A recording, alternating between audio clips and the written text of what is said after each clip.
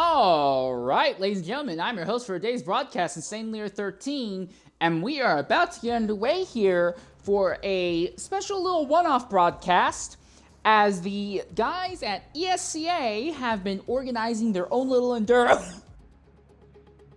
The guys at ESCA have been organizing their own little enduro, and we have been invited to come in and cover the broadcast for their second stint in their top lobby here. So this enduro is going to be a little bit different from what you may be familiar with Tora, but if you've been watching my channel and watching other stuff that we've streamed for a long time, the rules here will be very similar to the ones that you will remember from the old P1R series. It's a 2-hour event. There are 4 mandatory pit stops over the case of the full race, so that means there shouldn't be any big worries about tire strategy. Everyone will be pitting the same amount of times. With no accelerated tire wear, we are expecting everyone to just go all softs all the way throughout the race today.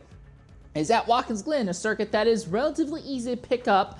Not the easiest to master, though, but also a circuit that a lot of these people have experience with. This is not an unfamiliar track for a vast majority of the field. In addition, we'll be following the normal Forza rules, but like I said earlier, this isn't really Toro rules, it's more closer to P1R rules. So when that clock says 2 hours, we are going to be racing for a solid 2-hour period today. So be aware of that. This will not be, oh, you're only doing 100 minutes and then you sit around for 20 minutes as the officials get everyone in. They will be using Forza's own regulations and own calculations to calculate everybody's distances over the event. Real quick, let's go ahead and look over the driver list for today's event. ESV Pipes is going to be in the number 1 Lexus machine. NDL Stock Ash is going to be in the number 56 Bass Pro Shops Lexus. ZR Hyatt Cranky is going to be in the 719 Lexus. JSR Craviator will be in the 60, I believe that's a 605 Lexus. NDL Dindu will be in the Team Noodle McLaren. VER Spark will be in the number 21 VER McLaren. Dex Twilight will be here in one of the McLarens as well. Real quickly, we're going to see them go ahead and start getting the proper lineup for the event ordered up here. ESV Barcode, they won back in Stint 1. The ESV team, once again, every time they show up, they typically are incredibly competent. We've seen them win multiple times at multiple different kinds of GT-focused endurance events. We don't really see the ESV guys do stuff that's not GT or prototype focused, though.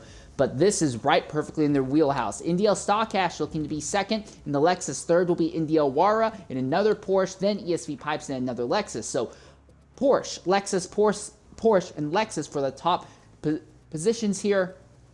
Keep an eye on that as the race progresses.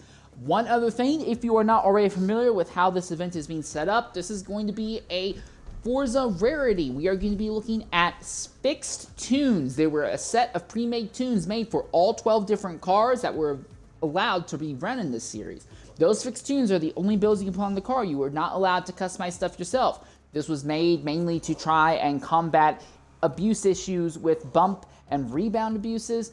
Now, is it a good idea or not? It's a little bit hard to tell, but that was the decision made. So we are going to be looking at drivers who will not be driving super idealized setups right now. We are looking at drivers who are running someone else's setup. This used to be a lot more common in the Forza community 7-8 years back, not so common now.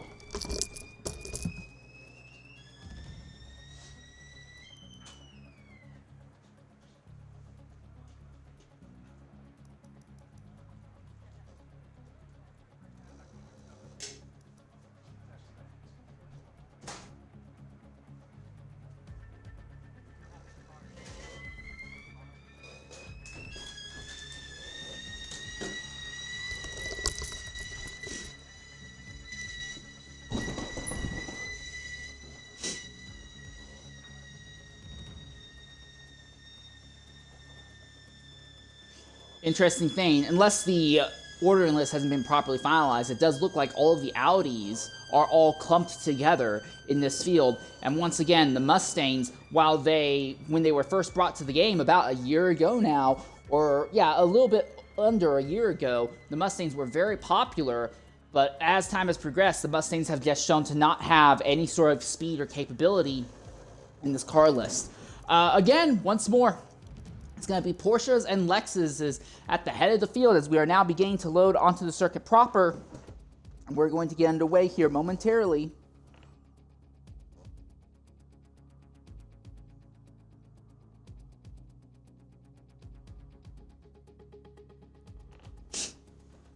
And again, this will be a 2-hour full race. Now, when they load on, it's going to be going it's going to be going at 60 miles an hour. The field will go down into single file formation. They'll be single file until they come out of the uphill S's through Watkins Glen. So they'll be going green just as they get onto the back straightaway. No worries about yellow flags or anything like that. That means that if you end up in an accident, you end up with damage on your car, while I won't say your race is completely over, you are basically going to be behind the 8-ball for the rest of the time. Again, Porsche, Lexus, Lambo, that is your top 5 starters. And time is now beginning here at Watkins Glen.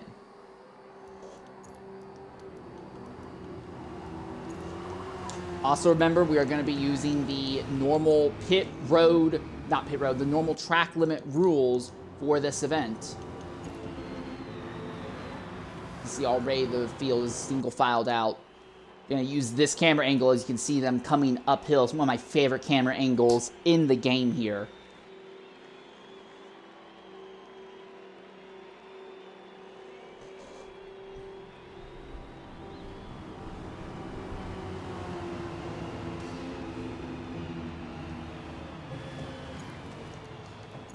All right, and ESV Barcode will lead them down to the green flag as they come out of turn 4, and that number 2 Porsche, we'll see him start accelerating momentarily, and we are off here at Watkins Glen. It's going to be nearly 2 hours straight of racing. Immediately, Barcode's trying to open up a gap on Stock Ash. Now, with everyone already being single file, that should make things a little bit easier for the field to get through that bus stop chicane with minimal carnage. And yes, it does look like everyone's gotten through the chicane with no issues, no controversy. There's a little bit farther back. This is NDL Shadow in the Aston Martin. He started in 6th right now, and Barcode's already gone off. Barcode's went off early on. I looked away because typically we don't see mistakes from the ESV drivers, but Barcode, just 3 corners in, has made a mistake and fallen out of the lead. Now he's gone deep to try and get back ahead of ESV Pipes, but in the process, NDL Stock Ash and NDL Wara have gone to the lead, and that is NDL CJ, also, I've called him Circle Jerk before, but NDL CJ, who is now fighting with him right there in that Lamborghini. So Lamborghini cracks the top 4 position, but it is Stock Ash and Wara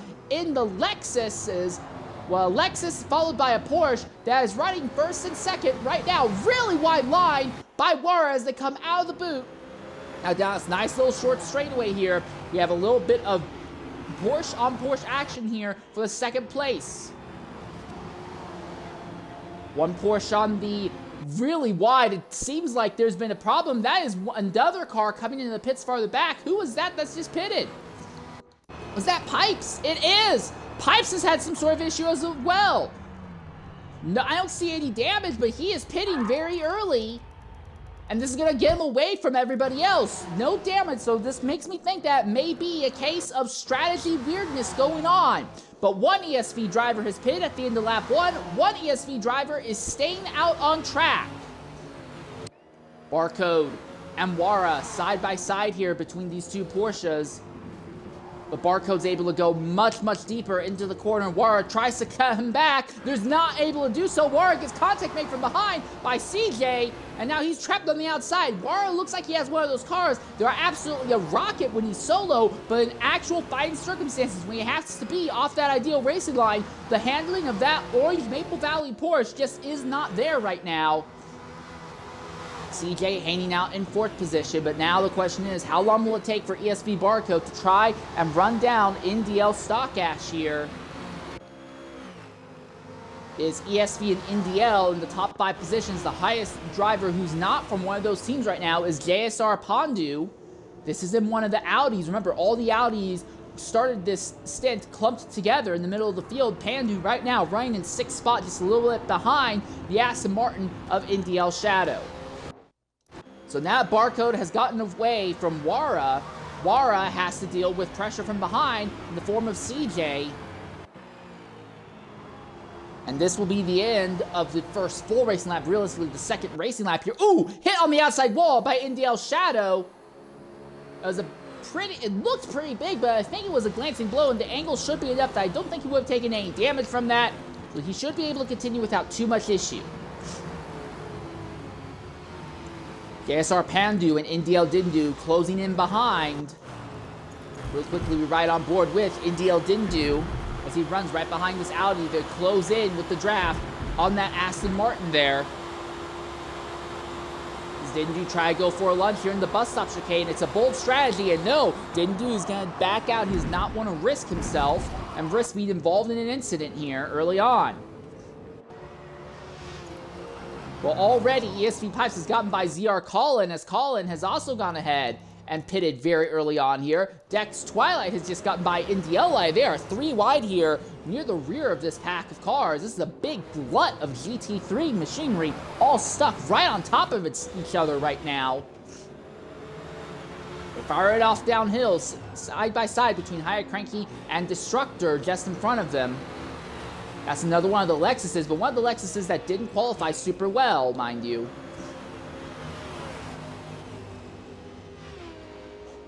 Ardno trying to figure out a way to get alongside. That was not Art. Yeah, that was Ardno. Meanwhile, back in third position, Wara is still third, but now it seems like he is starting to open just a bit of a gap on CJ. And when I say a bit, I do mean a bit. It's not enough that he's broke the draft or anything. It's just enough that he doesn't have the nose of that Lamborghini. Well, now he has that nose of that Lamborghini under them. Seems like I said, he is just not happy with that car when he actually has to deal with fighting other people. And now Wara is going to drop his Porsche out of the podium positions. So we now have 3 different manufacturers in the top 3 spots. NDL Stock Ash in the Lexus leads. ESV Barcode started up front, went off circuit in the first 3 laps and fell down to about the 5th spot. He has been on a recovery drive since, though, as he has started to run back in on NDL Stock Ash. Real quickly, let's look at the fuel and tire wear of the entire field at this point of the race. 10.5% is the most. Oh, wait, does Stock Ash have engine damage? I thought I saw Stock Ash with engine damage. No, 10.9% there for Stock Ash. For Barcode, who is trying to close in behind, he is at 11%. So Barcode is being a lot more aggressive on tire life, it seems. NDL CJ, who is in third, he's at 11.7%. Then in fourth place is NDL Wara. And the Porsche, he is at 11.5%. Then NDL Shadow, who is back here in the 5th spot in this Aston, 11.7. So it seems like Stock Ash has the best tire wear of everyone in the top 5 right now, but not by a massive amount. So we're definitely going to want to keep an eye on that as it develops. Is there going to be enough tire wear advantage for Stock Ash that he will surge again once we get to the end of the tire runs? Again, we're anticipating that everyone's going to pit 4 times simply because the rules specify that it should be 4 stops over the course of the event today. So in that case, you do the mathematics, how many times can you make 5 soft tire stints go into a 2-hour race? That's 24 minutes roughly. So once we see that race timer and get to about 1 hour and 36 minutes, we should start seeing the majority of the field making their stops. Ooh, Dex Twilight is falling through the field back here. Something has gone wrong for him in the final few corners.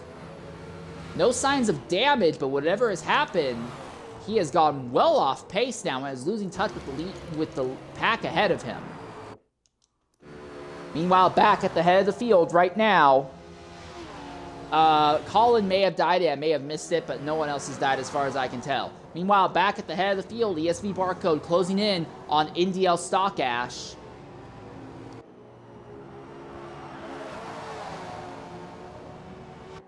Gaps down to about 4 car lengths now. Now, catching this Lexus is going to be one thing. Passing is going to be another. Again, Stock Ash seems to be doing very slightly better on his tire life as well.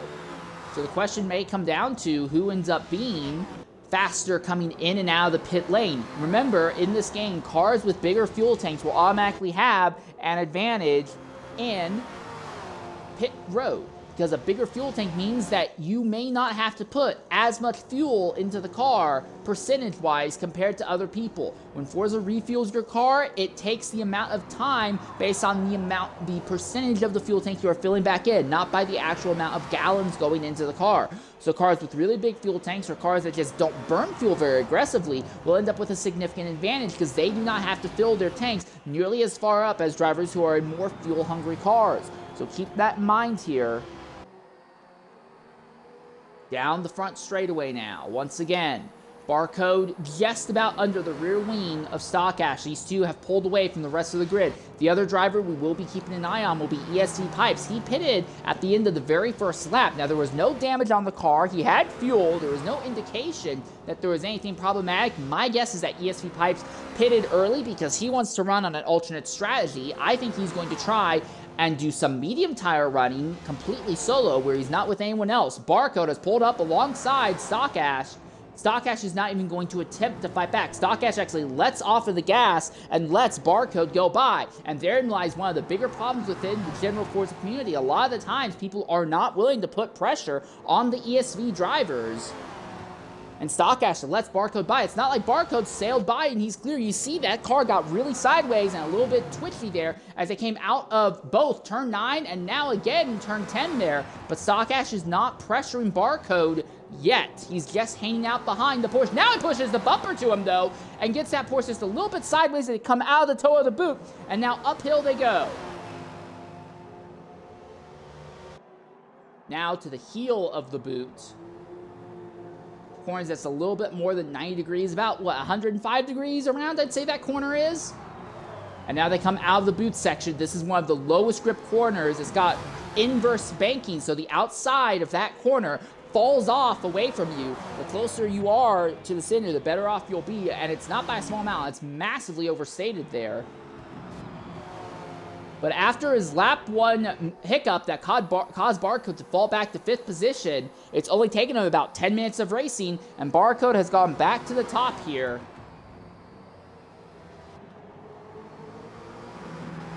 Stock Ash still runs just a little bit behind the number 2. Using the draft of the Porsche to keep up with him now. Meanwhile, farther back, it is now Indiel Wara in that Porsche who has retaken 3rd place from the Indiel Lamborghini. The Indiel team is massively overrepresented here. They have 7 different entrants in this event. 7 different Indiel drivers just in this stint alone. That's not talking about how many of them are not going to be multi-stinting these events and they're just doing 1 or 2 stints alone. So the Indiel team has a lot of numerical representation here.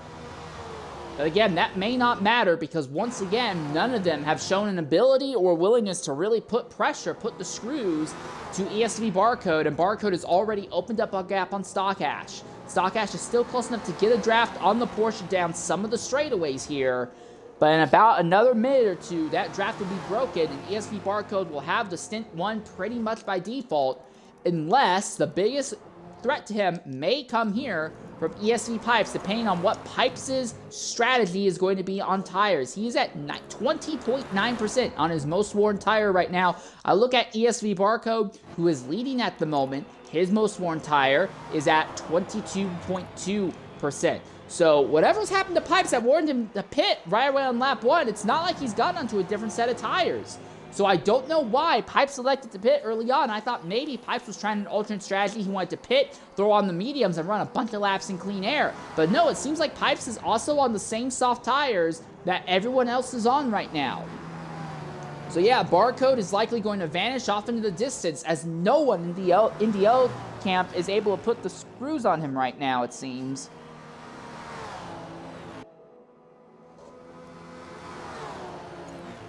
And with ESV Pipes out of it, and Indiel Stock Ash having opened up a massive gap on the rest of the field, I think that our top 2 positions have been locked up. The fight for most of the rest of the day, I think, will be this battle for the last step on the podium. It is Indiel Wara in that Maple Valley-sponsored number 100, followed by Indiel CJ in that Team Noodle number 7, and then Indiel Shadow, who is in that Aston Martin. It's another Team Noodle car, that number 27 machine. Then just a bit behind them is Indiel Dindu, who is in one of the McLaren. So a lot of variety within the NDL team. And then you get VER Geekin. Geekin is running right now up in the 7th spot, a little bit wide there in the toe of the boot. But he gets a respectable run coming out. He's able to pull to the inside of the McLaren. Drag race between the BMW and the McLaren as they come uphill. And Geekin will complete the overtake on Dindu with basically no issue whatsoever. So in that BMW, we are starting to see Geekin hustle his way up the grid here.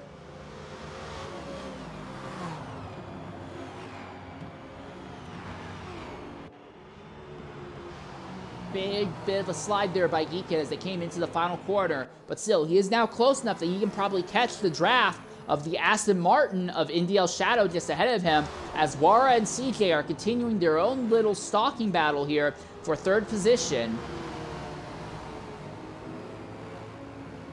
Wara taking a very, very wide line there between turns 1 and 2. And real quickly, let's look at the distance penalties right now. Now, I'm not aware of any submission that this series has, or this event has, to get distance penalties removed. But as of now, ESV Barcode has 42 thousandths of a mile of distance penalties right now. Then Stock Ash, Wara, and CJ all have none. And for Wara, that really impresses me because you saw Wara is running a very, very wide line coming out of turn 1 down to turn 2, but somehow the game is saying, no, Wara, you can run that wide, it's perfectly fine. NDL Shadow has a good chunk of distance penalty. In fact, Shadow in 5th there has the most distance penalty of everyone on the grid right now. Geekin and Din Dude both hanging out at 22 and 23 thousandths of a mile. JSR Craviator, who's back there in 8th, has 16 thousandths of a mile of distance penalty. Hiya Cranky in 9th has no penalties. A little bit of shenaniganry going on back there. BMW of VER Geekin trying to go the long way around. Not really the ideal corner to do it, but oh, there's the move. CJ around the outside of Wara, and Wara, once again, he sees that somebody has the ideal line, and we're starting to see a lot of drivers just not really pushing it into these corners. They're willing to back off just a little bit here. So a lot of these drivers are saying, look, I'm not willing. Oh, what was that? Shadow going for him. Go into the pit lane, and very nearly gets hooked from behind. But he's only 17 minutes into the run. Why is Shadow pitting this? Oh, he's very low on fuel. That explains it. So NDL Shadow may have shown some inaccurate representation of his paces. He was running a very light fuel load early on. He'll only stay out for 17 minutes, so this means for the rest of the day, he's going to have to go long and make up this ground here. So that's not going to help him out whatsoever. But with him pitting, this now cycles VER Geekin up into the 5th spot. And technically, green flag stops have now began as Geekin has moved his way up into 5th. Wara has slipped behind CJ, but CJ has a mistake coming out of the bus stop chicane here. He's still wide through turn number 9, and the Porsche is going to go right back by.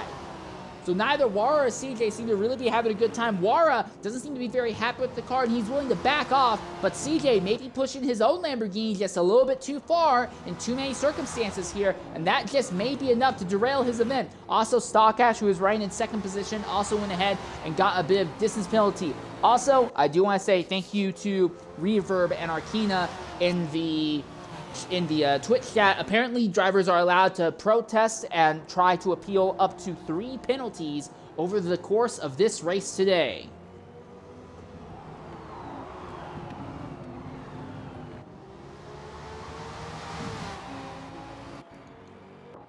Well, now that Geekin has gotten a little bit of clean air in front of him, we're going to go ahead and take a Twitch-mandated ad break, and while we do, we're going to ride on board for a full flying lap with the BMW of VER Geekin around one of America's most famous XF1 circuits. We'll be back momentarily here at Watkins Glen.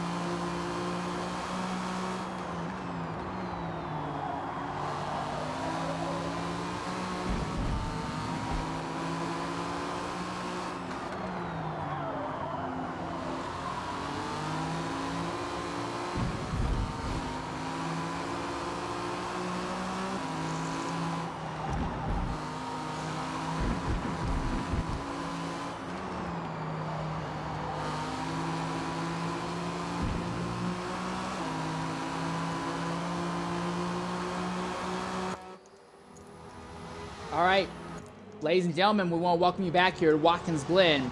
The fight for the first and second positions are pretty much over. Even though Barcode had a bit of a mistake and went off in the first few corners, within 10 minutes he got the lead back. And now about 20 minutes into the event, ESV Barcode has pulled out and near insurmountable lead over the rest of the field. Stockash is the only person close enough to really capitalize if Barcode has anything happen to him. We know that's not going to happen though. Oh, and Stockash! No! Our second place driver Stockash has suddenly dropped out of the event! Suddenly, Wara and CJ's fight becomes the fight for second, and Barcode's grip on the field becomes even more pervasive as Stockash, the driver who led early on and was running second, has suddenly dropped out here just past the 20-minute mark. We're going to try and reach out to Stockash and see if he's willing to talk with us, see what happened from his perspective. But all of a sudden, Wara and CJ's fight is for second on track. It is Porsche versus Lambo, and you have Geekin right there in what is now fourth position in that BMW, closing in and starting to stalk on this duo now. Also, at this point in the event, only 5 drivers have not earned distance penalties yet. Although the amount of distance penalties by everyone has all been very low. Shadow still has the most with 85 thousandths of a mile, so we're not seeing gigantic numbers in the distance penalties, it's just very small numbers.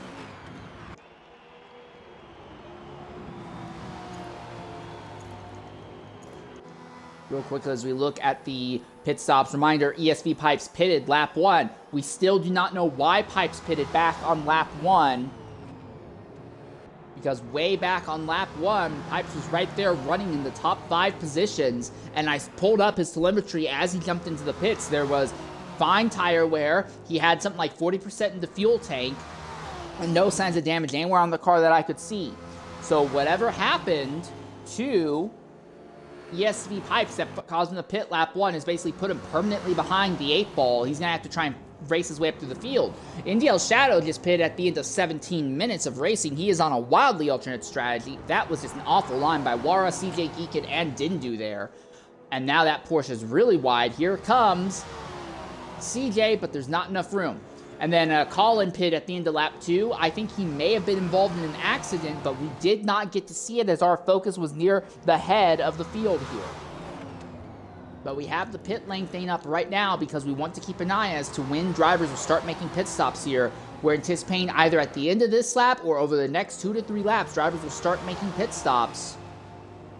Other thing about Stockash that makes it really frustrating, Stockash had a very slight positive tire delta compared to everyone else who is in the top 5 positions right now.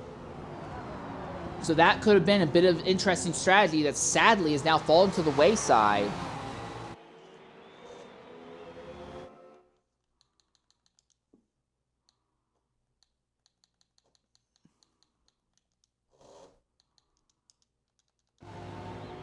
No one from this lead group of 4 cars pits this time. It's all nose to tail, but no, we've seen a lot of the NDL drivers are very gun shy and really going side by side in the corner. They see if someone behind them has a better run to a corner, they are not willing to go deep into the corner and try and make it side by side. Everyone here is so focused on maximizing distance that in side by side battles, several, not all, and not every time, but several of these NDL drivers are saying, look, I'm not going to fight you into these corners. Overall distance is more important. I'll give you the position and let your draft carry me around for a few laps.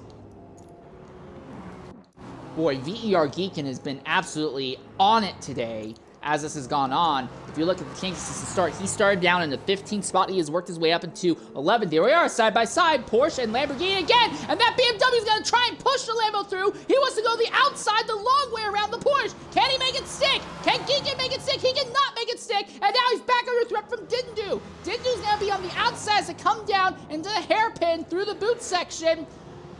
Geekin lets the rear of the car slide wide just a little bit as defense, but the McLaren crosses him over on the exit. Now they accelerate uphill, but the BMW has superior torque, it seems. Going uphill, he'll maintain the position, but Geekin loses a bit of ground on Wara and CJ. He's able to get there, but as long as Wara and CJ keep going side by side and keep trading positions, there's just nowhere for Geekin to get by.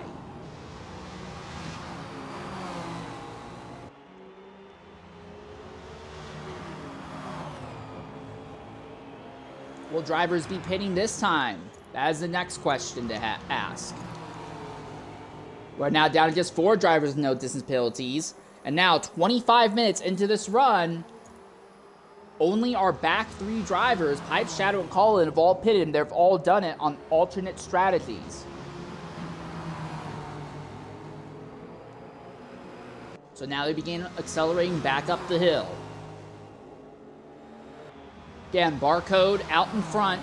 We knew he was going to win pretty much by default just by him showing up, but the fight has been for second here. It was going to be third, but with Stockhash dropping out, the fight is for second. Once again, CJ, Wara, Geekin, all just about nose to tail as they go through the bus stop chicane. And again, all 4 of these drivers have an absolutely atrocious line coming out of the bus stop chicane. That's the second time in 4 laps we've seen that happen for this group. This time, though, it's not enough of a mistake to let Wara get alongside CJ. Oh, but CJ slides just a little bit as they're coming into the boot section. We'll quickly look at the tire wear of these drivers. 49.6% for the Lambo. I look at Wara in the Porsche. 48.2%. I look at VER Geekin.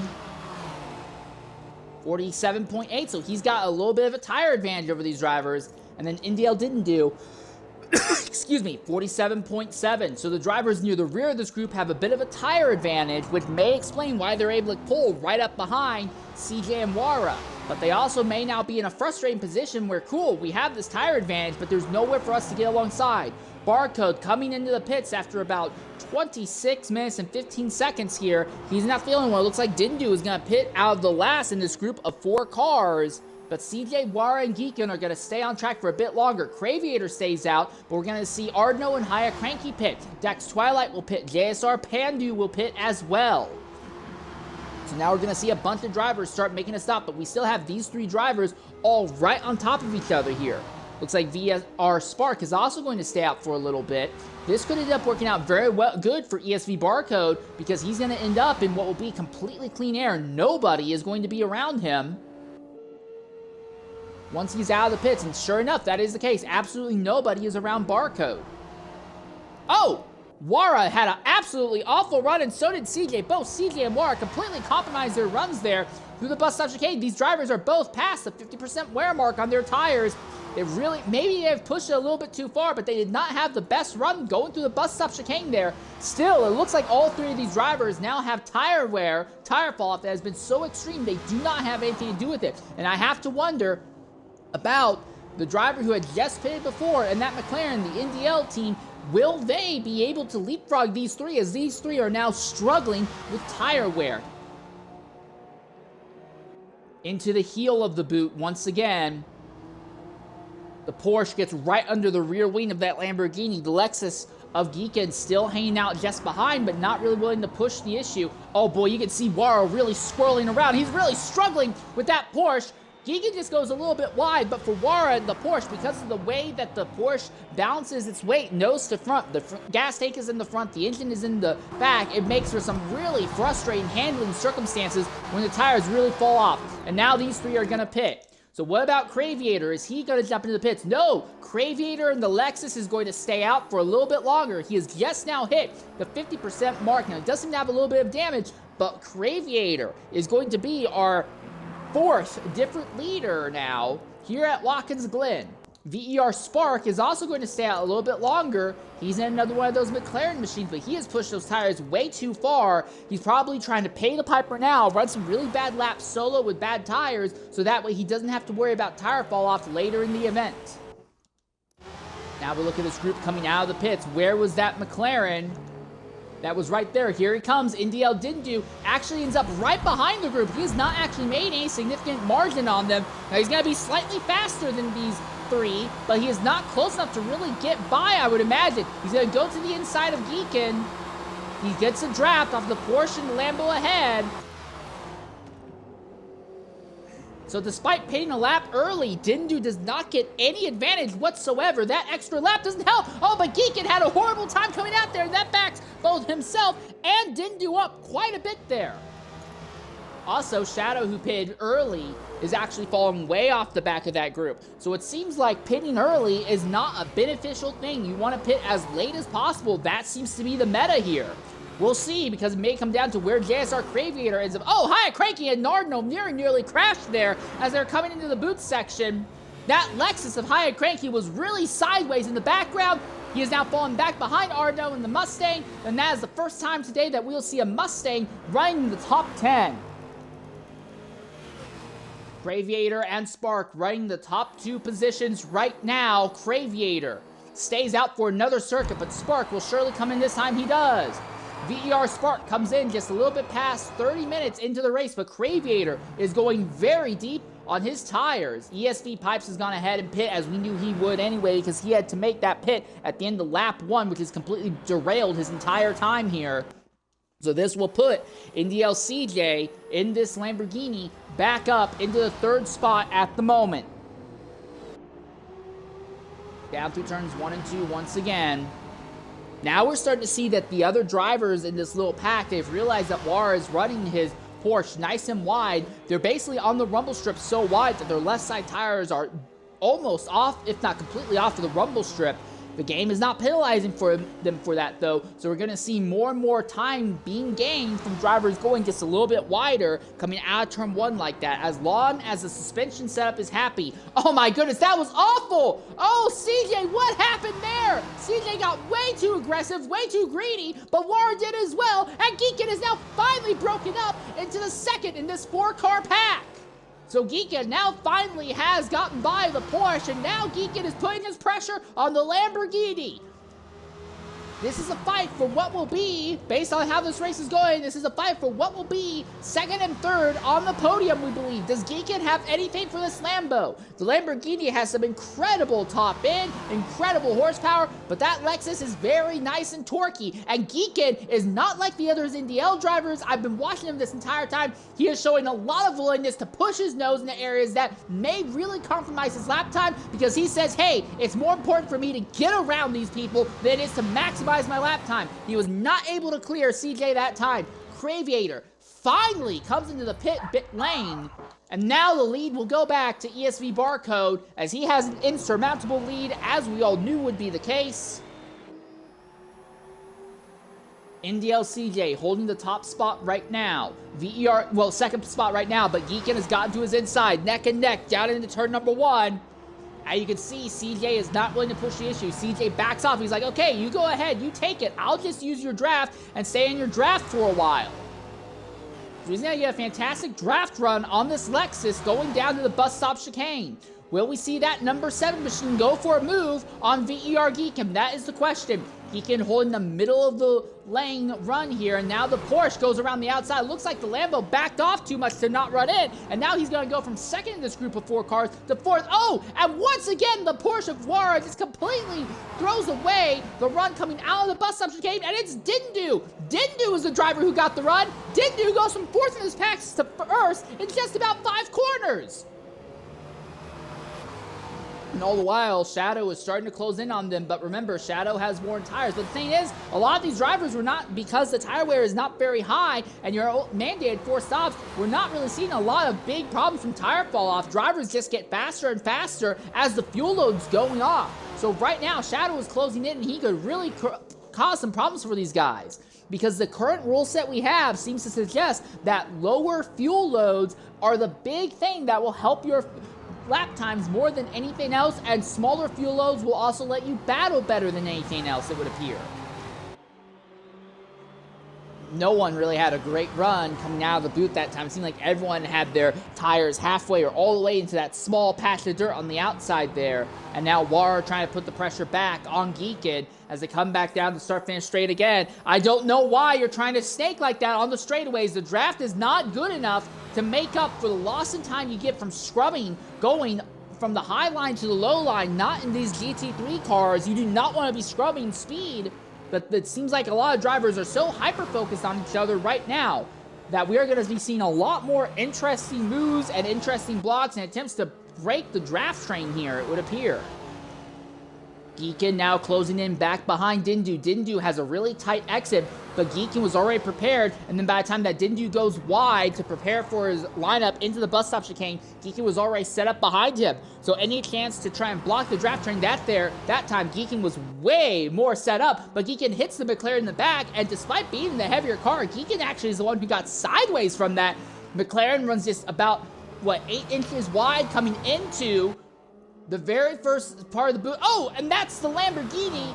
And now Shadow is going to get by CJ. So now on this new set of tires, we have seen Shadow muscle his way by CJ. So now this group of 5 cars firing it up back to the heel of the boot. And you see the McLaren and the BMW that time have slightly different entry points and turn-in points to each other. Partially due to different setups, I imagine, but I think the bigger issue will just be due to the difference. Of the cars and what the strengths and the weaknesses of those cars are. The amount of speed being taken in, the amount of G-loading those cars can take. Now they come down the front straightaway once again, nose to tail for the top 5 for positions 2nd through 6th, and JSR Cravier back there in 7th is trying to close in as well. If not for ESV's presence, this would be a fantastic fight here for the win right now. Didn't do reminder, he pitted a lap earlier than everyone else in this group. And with that in mind, Dindu has more worn tires, but that also means that what seems to be more important today, he has a slightly lighter fuel load at the moment. Once again, all 4 of those drivers go through the dirt that time. And we're starting to see a bit of a breakaway. It seems like Dindu and Geekin are actually starting to break away from Wara, Shadow, and CJ. Oh, and there's a little bit of contact, and the McLaren is wide. Here comes Geekin to the inside, but that will put him on the outside on the run down into the toe of the boot. Geekin says, I don't want to be on the outside through here, but Dindu goes wide. Dindu is very wide. He's squarely trying to get the power back into that McLaren, and now they accelerate back uphill, and just like that mistake, Wara is back into it. Shadow is back into it as well. Now we see Wara looking to the inside. Wara's going to go for a big dive bomb on the VER driver, and we see that number 22 BMW go very wide, and now he's going to go back out of the top 3 positions. So Wara just waited for a little bit of a mistake from Dindu, and it caused the entire field, which is all gathered up in this pack, to kind of scoot apart and fall apart here. Wild stuff going on.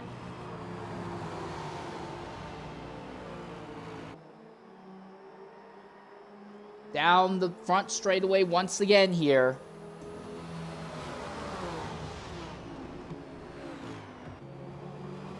Is there anything that Geekin can do to try and fight back? He is the outlier. He is basically the meat in an NDL sandwich, and this is the weirdest sandwich ever, where you have 2 slices of bread, then the meat, and then 2 more slices of bread.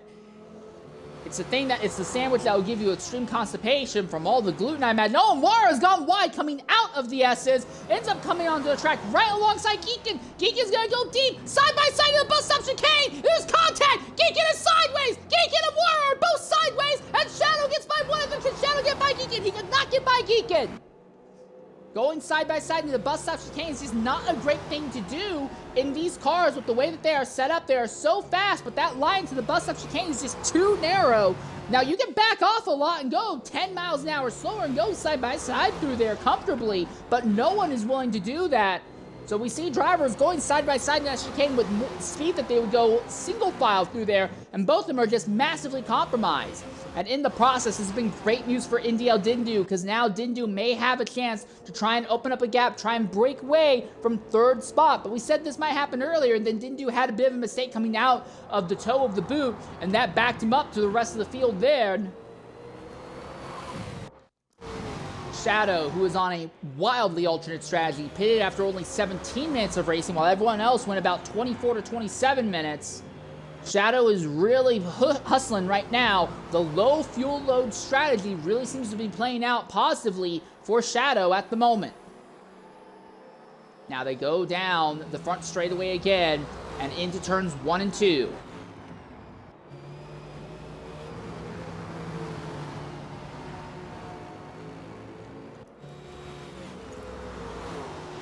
Real quickly look at the distance penalties. Right now, the only drivers who do not have distance penalties are NDL CJ back in 5th, and 9th place ZR Haya Cranky.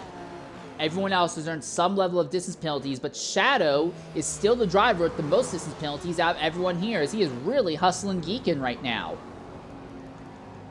Real quickly, we look at the fuel load left. He's got 8.2% left in the tank. He's at 44% fuel load. I imagine we may see him pitting either at the end of this lap or at the start of the next lap.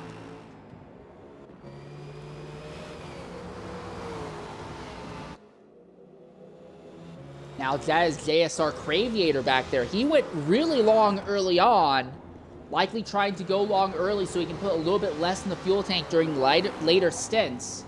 And he has caught up to the back of this big glut of cars here. We're about 2nd to 7th, so a half dozen vehicles all on top of each other right now. We're going to go ahead and take a Twitch-mandated ad break here momentarily, and when we do so, we are going to ride on board with the Lexus of JSR Craviator, who is at the back of this pack of cars. He has Wara, Shadow, CJ, Geekin, and Dindu all ahead of him. We will be back momentarily here at Watkins Glen, about 1/3 of the way through Stint 2 here for ESCA's 8 Hours of Watkins Glen.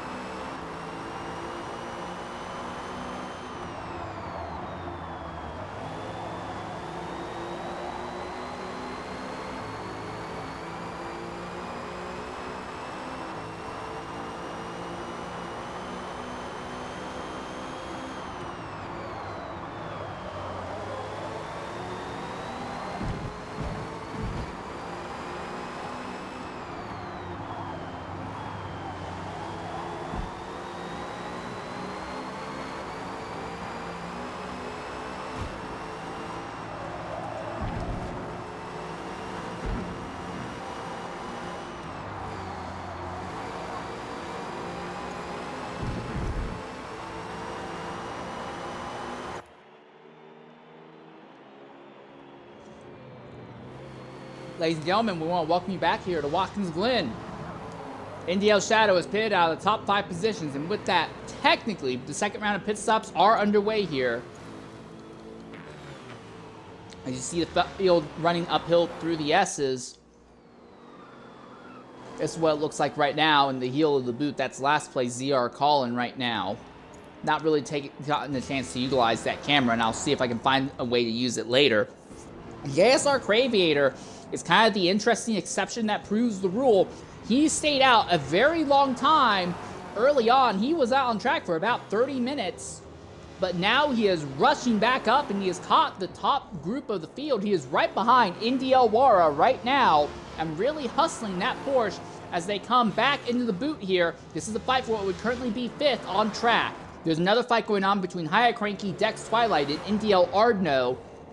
This is really where you see those cars that aren't very competent, like the Mustang, start to show up here. Likewise, with the Audi, you have to go quite a ways back to see the highest Audi. I believe right now that is JSR Pandu.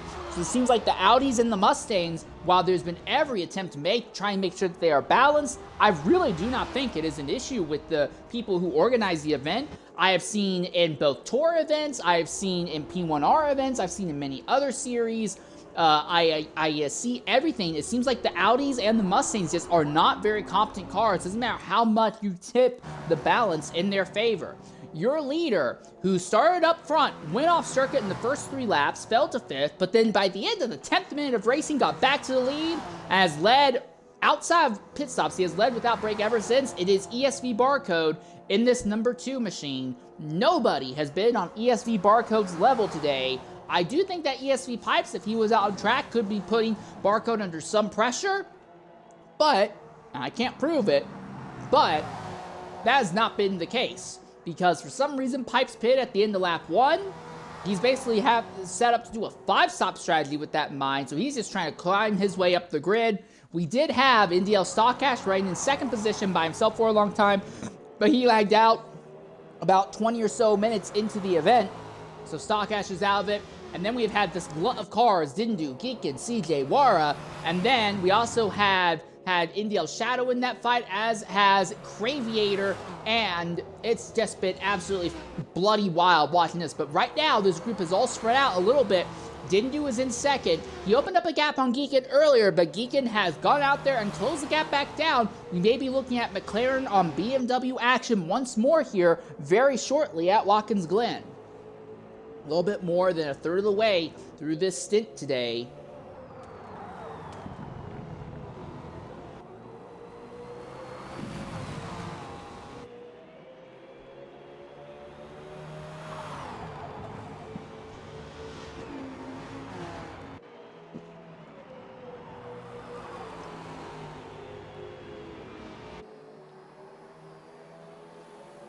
Just about nose to tail between Barcode and Dindu as they go down the front stretch. Still nothing there. For the moment, it looks, I said Barcode Dindu, I meant Dindu and Geekin.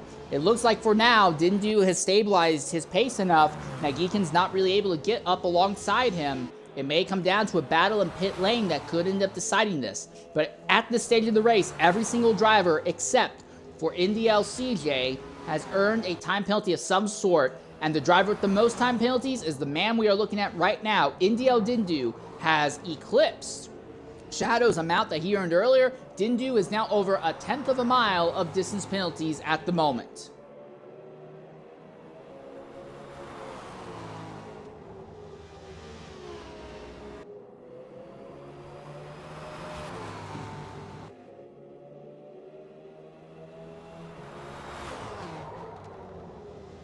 The funny thing is, if these drivers continue to run nose to tail like this, and neither of them got any more time penalties, Geekin would be able to leapfrog Dindu in position for this event. And the bigger thing is, no one has any speed to keep up with Barcode. There may not really be a lot of incentive to pass Dindu, for Geekin at least. I mean, obviously, you know, drivers on, or you want to say, raw, I went out there, I beat all of the NDL drivers on merit.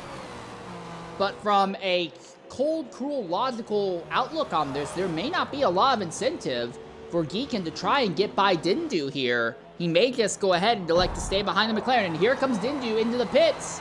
So it looks like the next round of green flag pit stops is now back underway, I believe.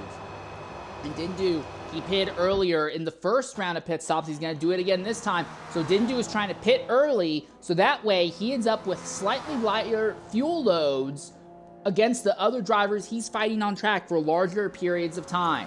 So Geekin now gets to run this entire lap completely solo. No one's going to be on track with him right now. CJ goes up into 3rd. He's actually finally broken away a little bit from this duo of Wara and Craviator.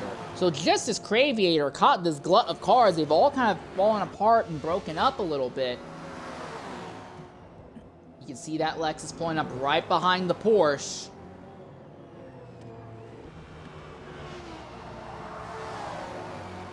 No sign of anything happening there, though.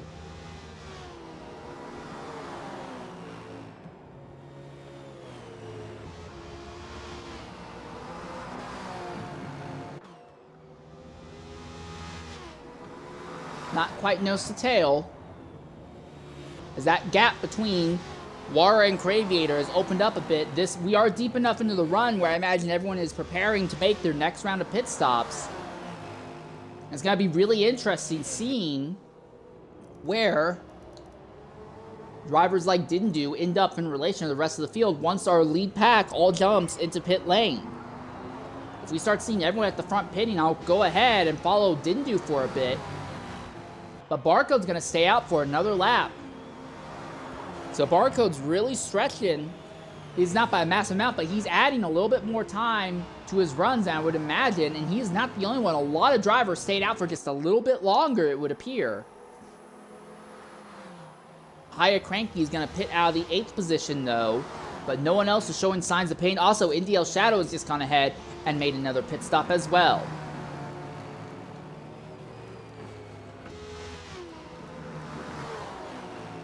And it seems like most of the battles have pretty much dissolved at this point. Big problem for Dindu, though.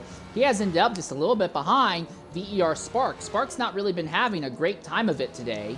It's not been the worst time ever for Spark, but he was expecting to be a consistent top 10 runner, and he has been nowhere near the top 10 off of anything except pit stop strategies today. The performance just has not been there at all for Spark, and now he has Dindu, who would be second overall on track, closing in on him. Now, if Dindu's held up for a significant period of time by VER Spark, that could derail him just a little bit.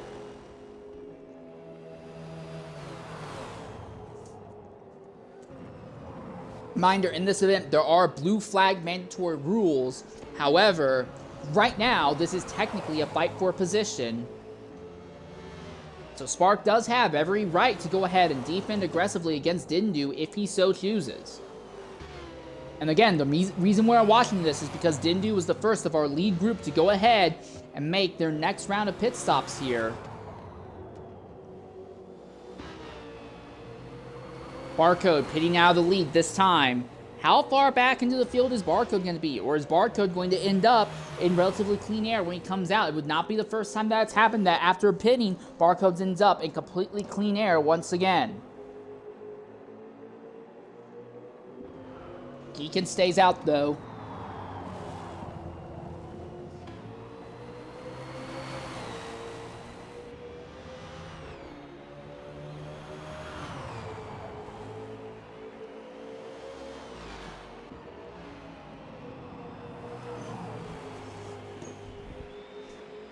Looks like Destructor pitted, but no one else in this front group pitted. It looked like it was only our leader, Barcode.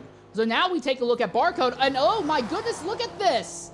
Barcode now dealing with traffic. That is India Light, who's been fast in his own right. Reminder, Light pitted very early. So is Light going to end up holding him up? Oh, a big twitch by Barcode as they go through the bus stop chicane that time. Is Barcode going to be held up here by India Light?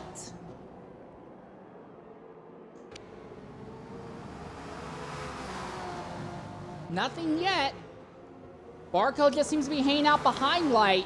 Now they go into the bus stop chicane. That Acura not really struggling too much coming out of there. The Porsche just happy to stay behind. Barcode is not really hoofing it, not really pushing it. Just about nose to tail.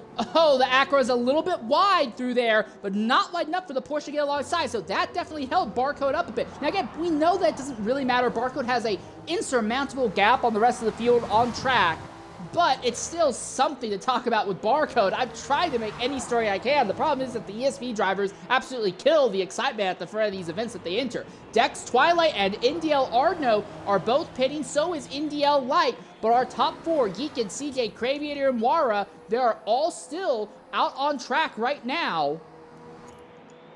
As we look at ESV Barcode, so Barcode pitted much, much earlier than our lead group, our group that had been fighting for second most of the time. So now I look at VER Geekin, who is at the front of this field right now. He is going really deep into this run. He still has plenty of tire life left, but he has been going extremely deep into this run. They're on track to make their second stop after only like 55 minutes of running. They're going to have a really, really short pit stop later in the event, one way or another, just because from putting less fuel in the car. Unless I heard, Ron, and you're allowed to get away with 3 stops, but the information I was told before this event started, and to be fair, there's been a little bit of chaos going on behind the scenes, so some of us in the broadcasting booth have been caught a little bit off guard.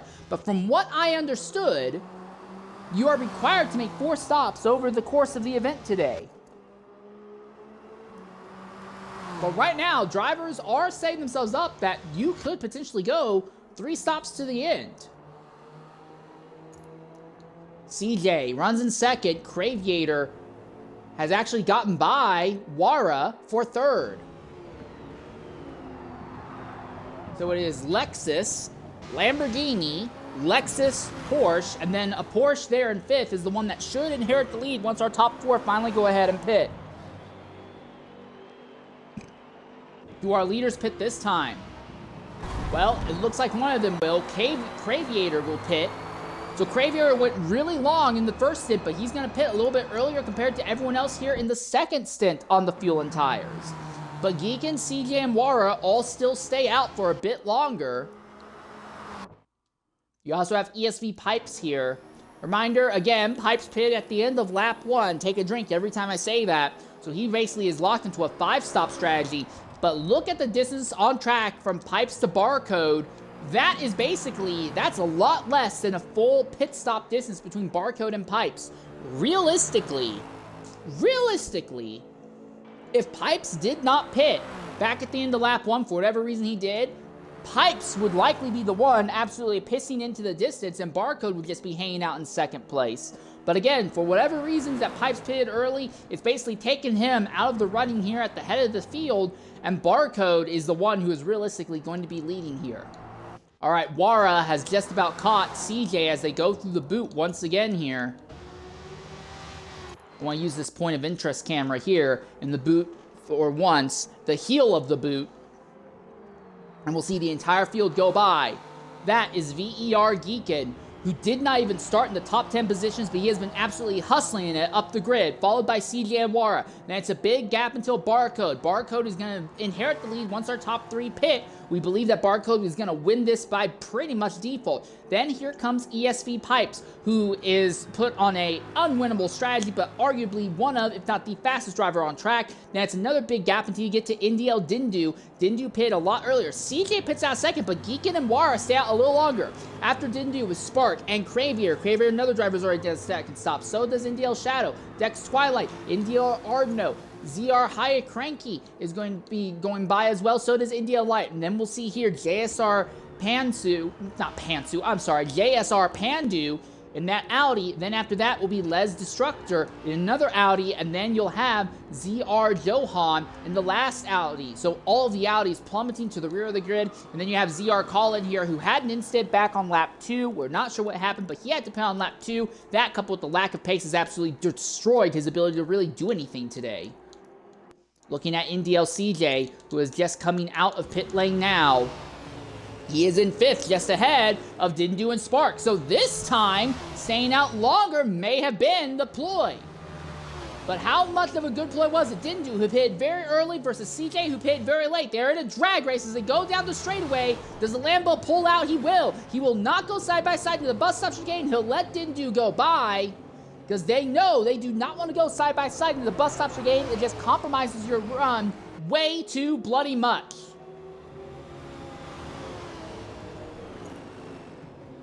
VR Spark runs in 7th right now, but he is on an alternate strategy. He has not yet made his second stop. He is not legitimately running top 10 on merit. Your leaders are VER Geekin and NDL Wara, but neither of them have made their second stop yet. ESV Barcode has made a second stop.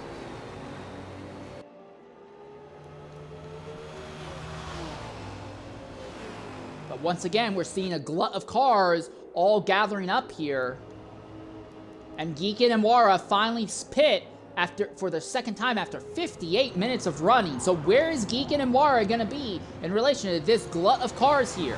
Dindu has gotten by CJ. CJ has the car of VER Spark, who is on a wildly alternate strat. When is Spark going to pit? Is he going to be the last? Yeah, he's going to be the last person to make his second stop. He's at 54% tire wear, and now he finally pits. And with that, everyone will have completed their second stop.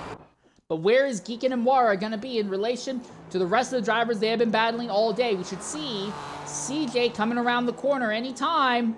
Geekin is clear of them. Boy, is Geekin clear of them. They're nowhere close. Wara is going to be in the middle of the group, but Geekin, by staying outlawed, has made it work. So in the first round pit stops, there was the drivers who pitted early that ended up better, but in the second round, it was the drivers who pitted late that have ended up in a better position now. And Pipes is the other really wild card right now, because I think Pipes is just trying to stretch out his tire life and fuel tank as much as possible to try and negate that extra pit stop he made.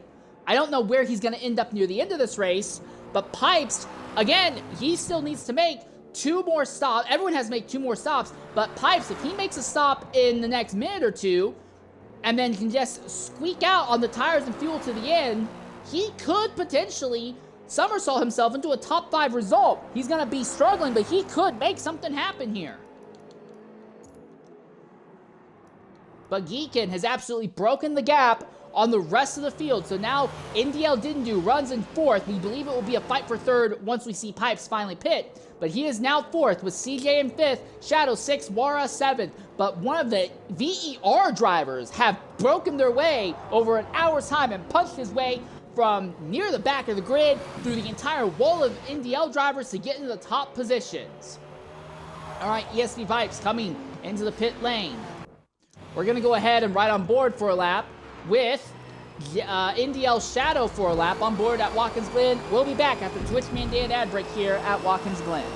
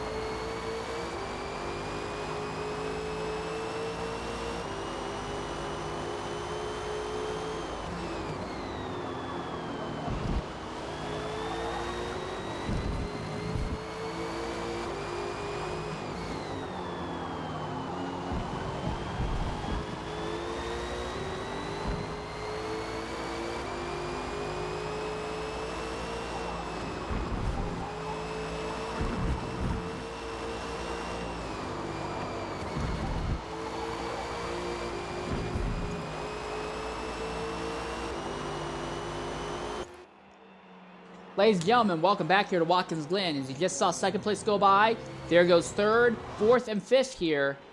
As we now see our drivers from 2nd on back going up through the uphill S's. We have now completed the first hour of today's event in the 2nd stint here for the Gold Lobby for ESCA's 8 Hours of Watkins Glen. I'm going to be 100% honest. I was honestly not very interested in doing broadcasting or coverage for this event whatsoever. I felt that the rules mandating fixed tunes for the entire group would be absolutely atrocious. But the racing has been relatively good, and if not for the presence of the ESV drivers, this would be a fantastic fight to the end here. But the presence of the ESV drivers have kind of stunk up what has otherwise been a pretty fantastic race.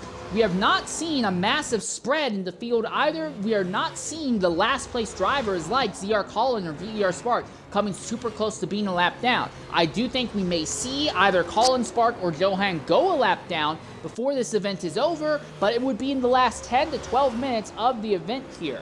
For those of you who missed early on, it was Barcode who started up front. He went off circuit in the first 3 corners, fell back to 5th. That gave the lead of the race to NDL Stockash, and Stockash opened up a small gap. However, Barcode immediately put heads down and went right up to the top in 10 minutes. Barcode went from his instant that dropped him to 5th to taking the lead back from Stockash. Barcode and Stockash were kind of vanishing into the distance, but about 18 minutes into the event, Stockash had a disconnect, dropped out of the event. He has been the only disconnect we have had thus far. Since then, Barcode has just been out in his own all day long. Other thing to keep a note on, VER Geek had started way down in the 15th position, but he has been elbows out. It's taken him about an hour and some change, but he has gone from starting in 15th all the way up into 2nd position on track. VER Geekin has actually been on something. He's in clean air. It's very unlikely we'll see him have any chance at raining down ESV Barcode, but hey, someone can help at least. And then there's the NDL knife fight. The NDL drivers have been absolutely wild, going back and forth, all day long, fighting from about 2nd all the way back to 7th. There have been other drivers involved. Obviously, Geekin was one of them. JSR Craviator is another driver in that mess that's been involved in stuff as well. Other things to keep in mind, Craviator, wild pit stop strategies. He went 30 minutes on his first set of tires before making his first stop. Pit stop strategies have been almost impossible to calculate. The first round of pit stops we had, it was the drivers who pitted early that ended up with an advantage, but the second round pit stops, it was drivers who pitted late that ended up with the advantage. So it's really hard to try and get an idea as to what the performance is looking like right now overall. The other thing to keep in mind, the other 2 wild cards, we believe ZR Colin had an accident on lap 2, but we did not catch it. He pitted at the end of lap 2, and that has trapped him near the rear of the grid. He has had enough pace to keep up with the rear of the grid, but Colin has just not really been able to recover from that. In the same vein, ESV Pipes, who started in the top 5, pitted out of the top 5 positions at the end of lap 1. There was no damage on the car. He had fuel, he had tires, but he pitted at the end of the very first lap, and that plunted him way down the grid. Now, Pipes is trying to work an extremely radically alternate strategy, and if Pipes can make that alternate strategy work, we could see ESV Pipes running a big chunk of this race in relatively clean air. He might be able to pull out a top 5 late in the event. That is something else we'll be wanting to keep an eye on here. But that is basically the summary of everything that has been happening throughout this event here, Stint 2. A reminder, while I do not believe we'll have a proper broadcasting stint for Stint 3, we do believe that both VER Spark and VER Reverb will be covering or broadcasting their POVs of the next stint, so we will try and shepherd you guys over to one of their Twitch channels at the end of the stint so you can continue to keep up with the action here in the top lobby. But now, everything is finally starting to spread out. And when I say starting, I do mean starting. We are finally seeing some spread out that normally we would not see in other circumstances. Typically, this kind of spread out we would see much, much earlier in the event, but we still have gluts of 2, 3, 4 car packs here and there throughout the grid right now. Right here, we can see Shadow, CJ, and JSR Craviator all still right on top of each other. Interestingly enough, it does seem like this idea to run fixed tunes may have actually improved the midfield fighting a lot. It's not really done anything to help with the action at the head of the field, but at the front of the, in the middle of the grid and at the back of the grid, we have had some incredible fighting going back and forth. No one's really running any specialized secret sauce for this event, it seems.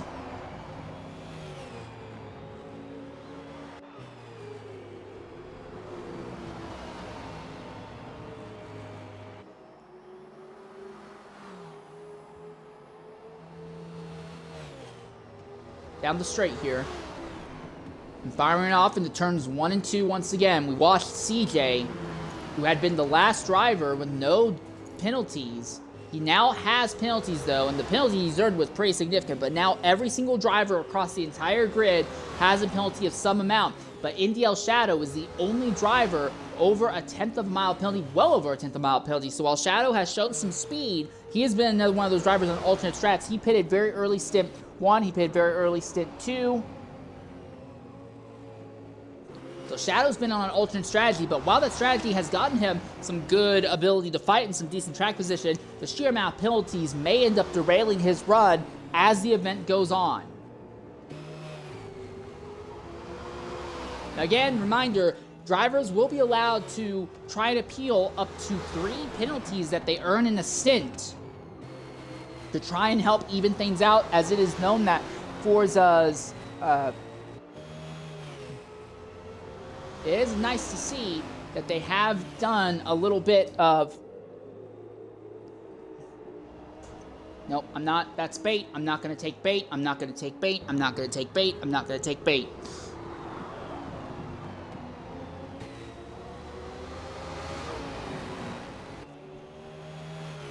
I'm taking the bait.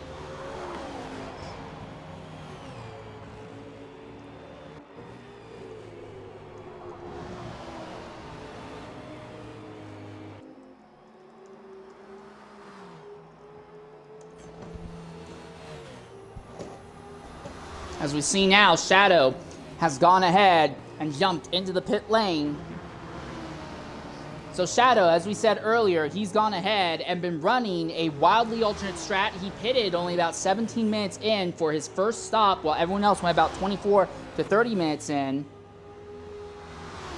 But since that time, he continues to be pitting nice and early. The big thing, though, for Shadow is that while he has been pitting early, which gives him a lot of track position and speed throughout parts of the event, he's going to have to pay that Piper at some point. He now has 50 minutes to the end. Now, if he can go about 25 minutes, 25, 26 minutes, I think he would be fine. So Shadow may not be in an awful position, but he is definitely playing a alternate strategy right now. An alternate strategy. And I'm really interested to see where Shadow's strategy is going to end up putting him in this event. NDL Dindu runs in the 3rd spot at the moment. He has now been the 2nd driver to cross the 1/10 of a mile penalty mark, but he is also starting to break away from NDL CJ. So it does look like we are starting to see drivers properly cut their way up through the grid and starting to make stuff happen here and really break away. What had been a giant glut of NDL cars is now all starting to spread out. Now, granted, part of it is off the back of strategy, but we've seen Geekin get through them all, and now he's run away. We're now seeing Dindu peeling himself away from this glut of cars. Shadow's going to be interesting because Shadow is on an alternate strategy, so he doesn't spend as much time with these guys. But now we also have JSR Craviator, who has also made his way up in his Lexus, and he is now fine for these positions as well.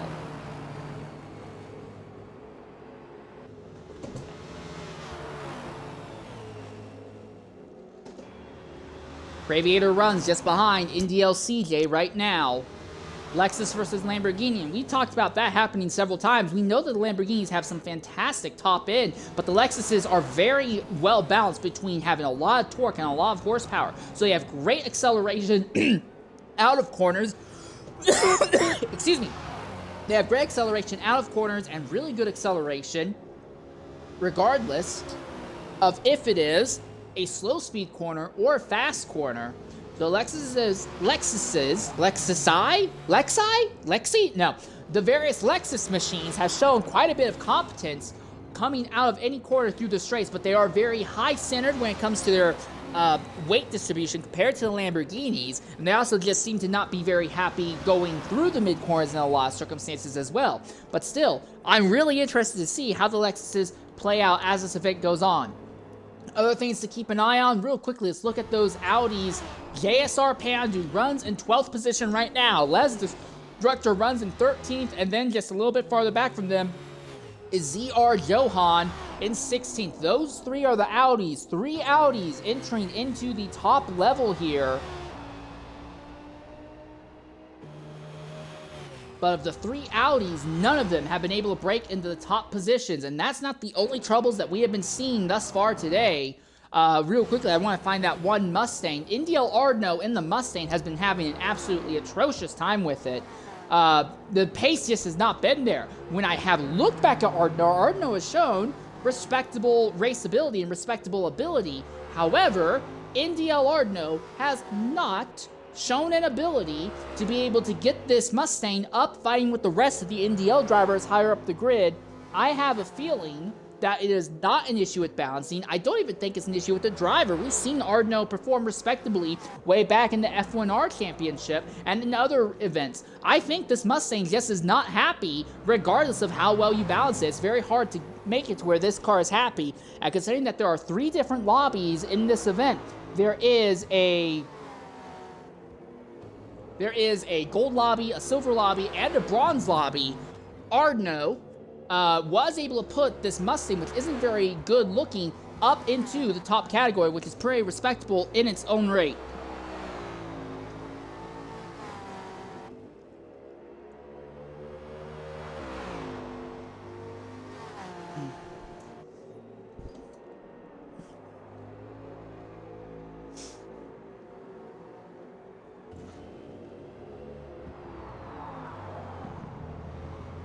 Still, Ardno has gotten up into the 7th position. Dex Twilight has apparently gotten by JSR Craviator. Twilight's been another person that we've not really seen a whole lot on over the course of the event.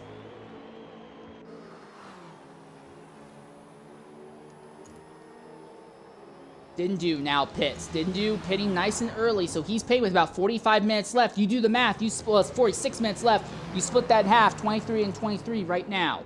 Gap between Geekin and Barcode. Well, because this is a timed race and not a normal race, I cannot show you normal times. So what I will try and do instead is I am going to go to the points of interest camera. And using the point of interest camera, we will manually calculate the gap between ESV Barcode and VER Geekin. Is it the most effective way of doing this? Absolutely not, but it will give us some ability to try and calculate what the gap is right now between first place Barcode and second place Geekin. So go ahead and count with me like we're on Sesame Street. 1001, 1002, 1003, 1004, 1005, 1006, 1007, 1008, 1009, 1010, 1011, 1012, 1013, 1014, 1015, 1016, 1017, 1000, about 17 and a half seconds. That seems to be the gap right now. I see that glut of cars going through, and Barcode now pitting a little bit earlier than I would anticipate, but Barcode is going ahead and knocking out this third stop just a little bit early there. It's okay. Do not worry about those of you who can't count past 4. If you can count to 4, you can at least join the group Drowning Pool and sing the song Bodies, or at least a parody version of it. So Geekin at the head of the field now as Barcode has elected to pit with 45 minutes left. So again, you can go about 24 minutes on a set of fuel, a set of tires, and perfectly divvy up the race length. Barcode seems to have gone a little bit longer in some of the earlier stints. This stint was a little bit shorter. I think this final pit stop of his is going to come right around the 23 to 25 minute to go mark right now.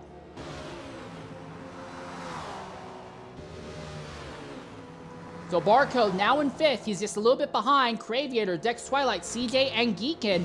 Now this would not be the first time that Barcode would have to deal with traffic, but he still has a gigantic gap on the rest of the field that he can probably afford to lose a bit of time in traffic if he catches this group. But again, I do want to talk about Dex Twilight simply because I've not really talked about Dex Twilight. This is in a black and neon green, or like a neon yellowish green, McLaren here. As they come come into the boot section. McLaren versus Lambo. The McLarens don't really have a lot of torque. They're relatively light and relatively well balanced, but they don't have a lot of torque. So I imagine we're going to see this Lambo open a small gap on them coming out of the toe of the boot, but as they come up to the heel, the McLaren's still right behind. You just have to figure out a way to get alongside. Where are you going to make the move on the Lamborghini? That is the big question. Up to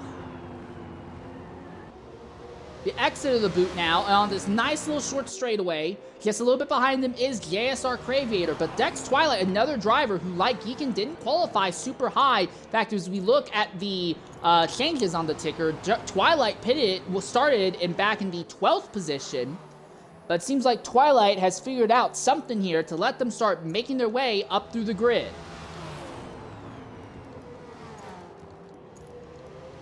Barcode, after making his pit stop, still in the 5th position here. Not yet closing in on the top 4. I really think that Barcode is just trying to manage his time, watch his P's and Q's so he doesn't run over this group of cars and end up being compromised by them. We're now seeing other drivers like Hyatt Cranky and India Light going ahead and making pit stops now, so they're going to plummet through the grid. But it is Geekin, CJ, and Dex Twilight who are your top 3 on track right now, while your overall leader, when you factor in pit stops and everything, is ESV Barcode. Again, though, I want to say keep an eye on ESV Pipes. He had to pit lap 1, but he is trying to stretch his tanks out really far to try and make some kind of alternate strategy work here.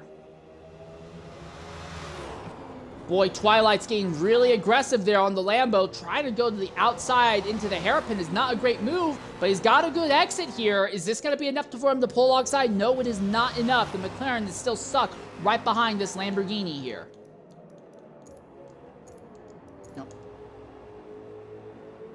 He's going to have to pit at the end of this lap, though.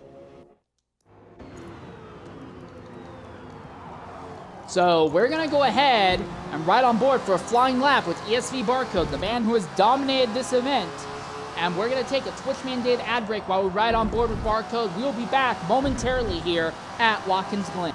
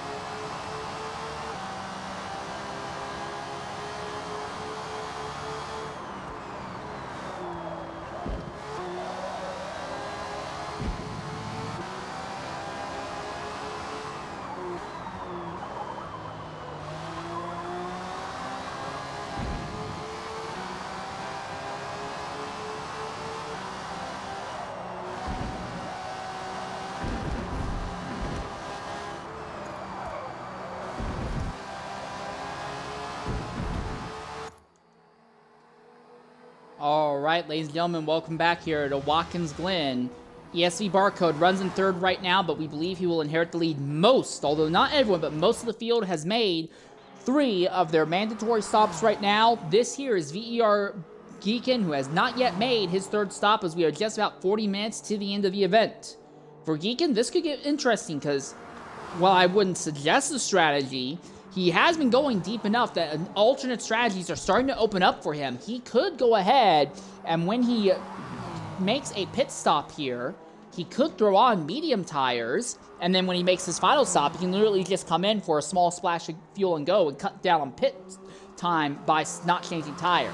Now, I would not recommend that at all, because changing tires is about a 2-second affair on pit lane, but you're going to be about a 9/10 to 1.1 second a lap slower softs to medium. So in no world on earth does that strategy actually give you any significant benefit, but it does kind of show that Geekin has been pushing, not just with pace, but with distance. He has been pushing far enough now that alternate strategies, even if they're ridiculous strategies, alternate strategies are legitimately starting to open up here for VER Geekin. He is not the only one in that scenario, as NDL CJ here is in a similar position where alternate strategies are starting to open up for this Lamborghini as well.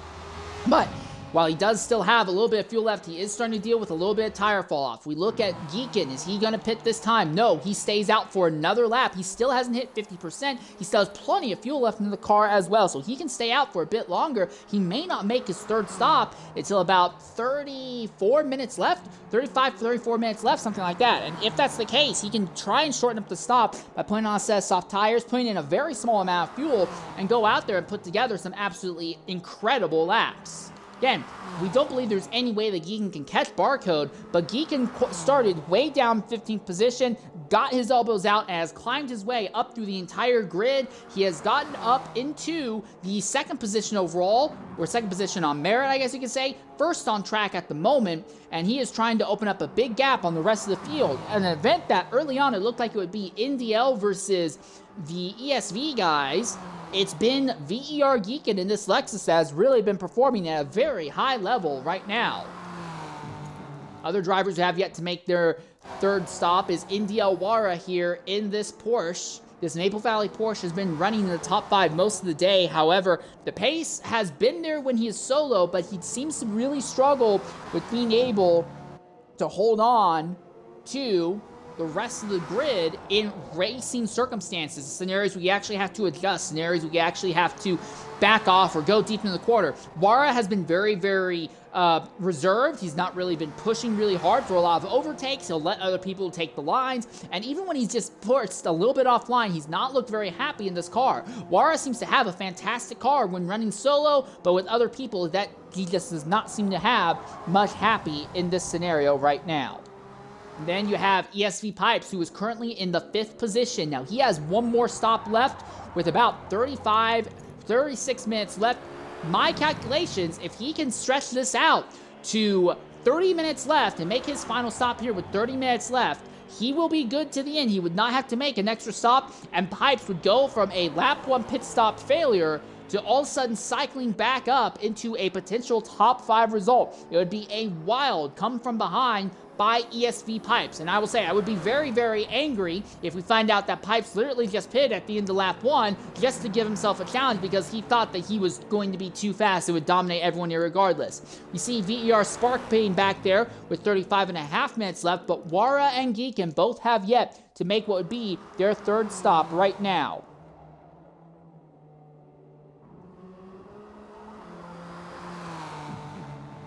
This is Geekin here, trying to stay ahead of Barcode, as Barcode has gotten well clear of Wara now.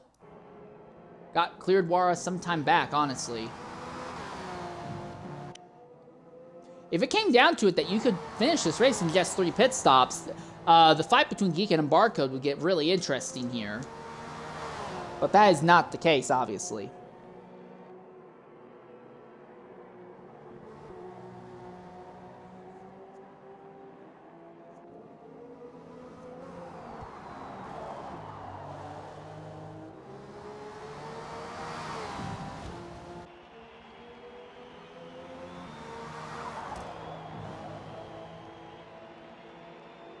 Into the last two corners comes Barcode. Barcode can see VER Geekin ahead of him right now on certain parts of the circuit. Ever so briefly, he can see him on the front straightaway.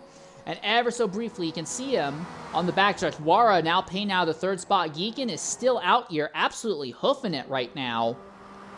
This is going to get really interesting, because I wonder if Geekin is trying to set up for what would basically be very close to qualifying runs here.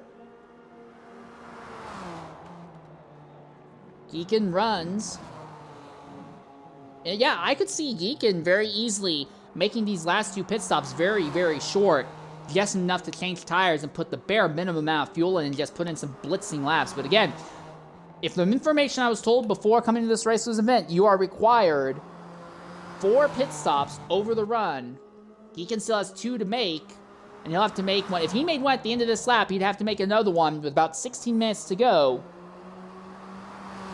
It definitely could get interesting here to see what kind of times Geekin could play out.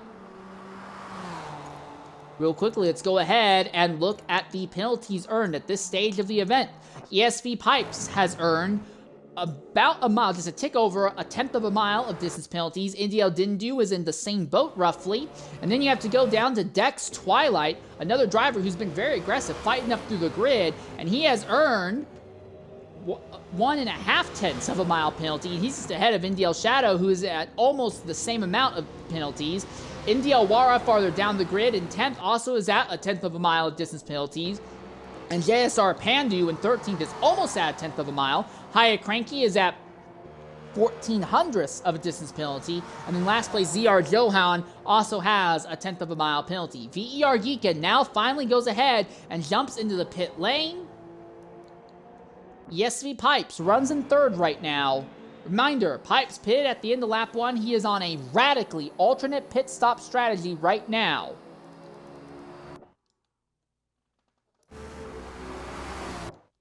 I'm going to be honest, I'm not sure what's happened to Wara outside of the fact that his pit stop strategies haven't been great.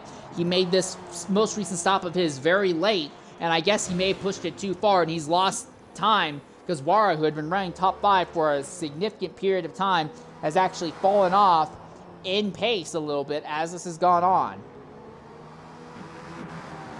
Someone drop a nuclear bomb. There is a lot of ash falling in the chat right now. There is way too much ash in the chat right now. It's like someone dropped a nuke in there.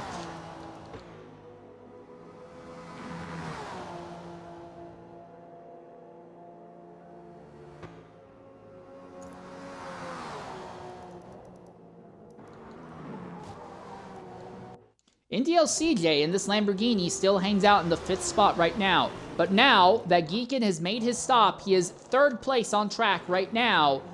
But again, we are anticipating he still has one more stop left to make. He has a lot of fuel in that tank, interestingly enough, though. He really put a lot of gas in that Lexus here.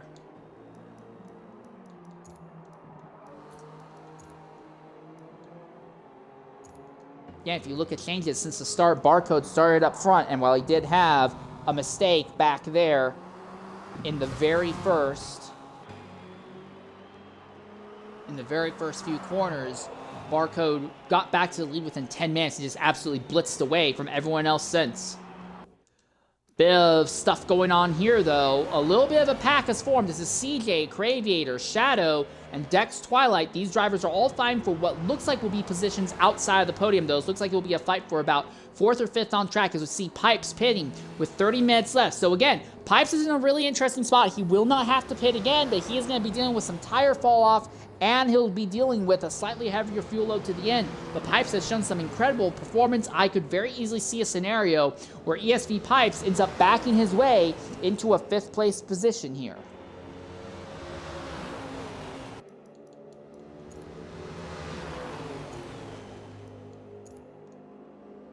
Being really aggressive there, Craviator trying to get to the inside of the Lambo. Bold strategy. And the Lambo backs out, says, hey, I don't want any part of that. But in the process of him backing out, it's left him open to attack from Shadow. Shadow in the Aston Martin tries to rip it around the outside. Could not make it stick. In fact, it ends up being Twilight who gets by him.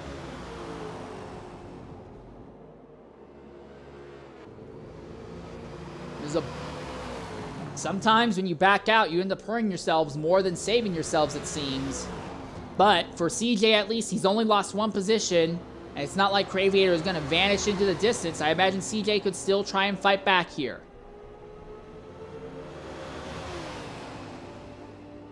Side by side, just behind there. But the McLaren around the outside, can he make anything stick? Twilight cannot make it stick. He'll have the inside, though, in the following corner.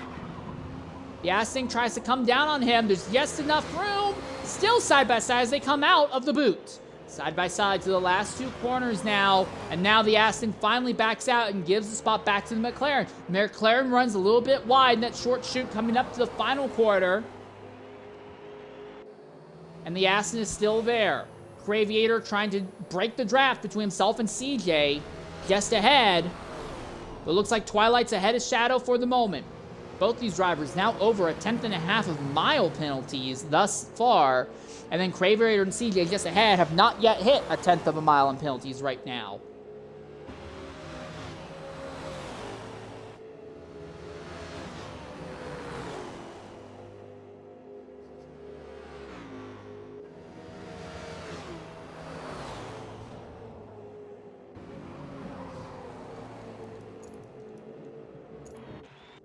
Let's go ahead and take a quick measurement of the gap between Barcode and Geekin in first and second. 1,001, 1,002, 1,003, 1,004, 1,005, 1,006, 1,007, 1,008, 1,009, 1,010, 1,011, 1,012, 1,013, 1,014, 1,015, 1,016, 1,017, 1,018, 1,019, about 19.5 seconds. So the gap between Barcode and Geekin has actually been opening up as this has gone on.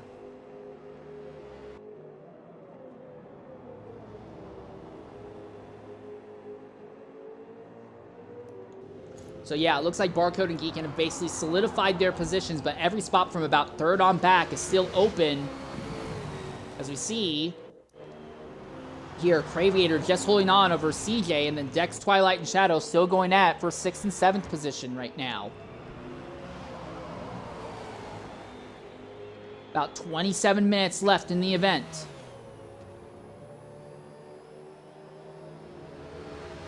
A lot of wildness going on. In some parts of the circuit, at least.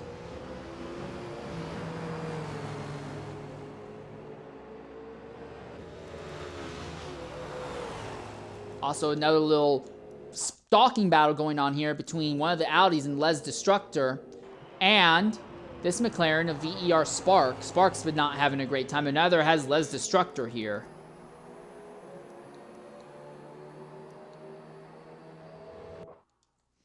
Well, we turn our focus back to this little battle here between Dex Twilight and NDL Shadow.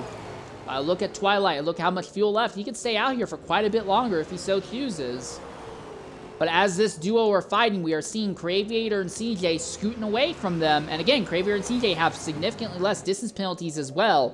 So it looks to me like, unless something goes catastrophically wrong during pit stop sequences, I think it's going to be Craviator versus CJ and potentially Pipes fighting for the 4th position here.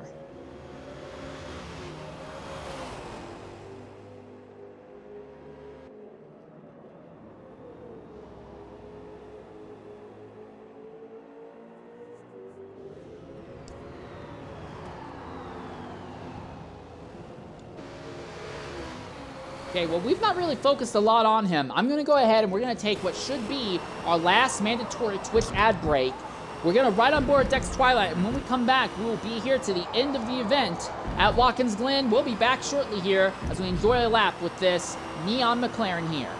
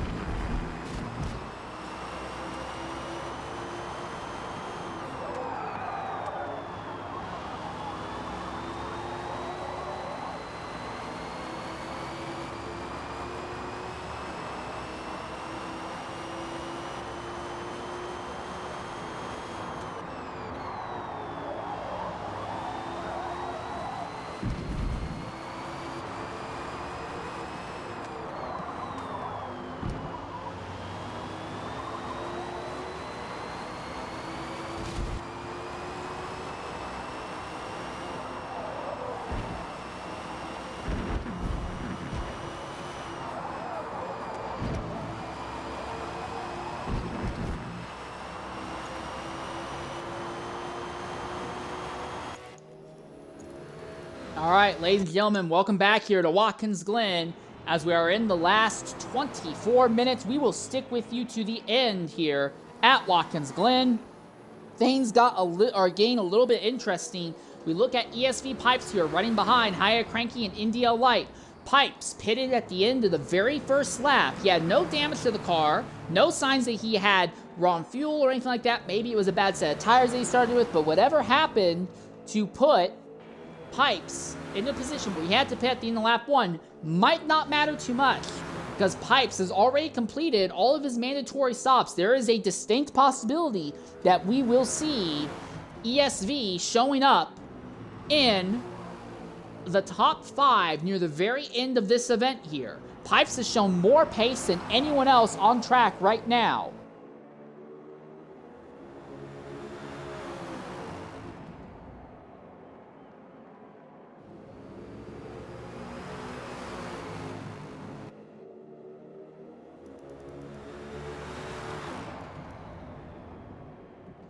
Glen still runs in second. Dindu is in third right now, though.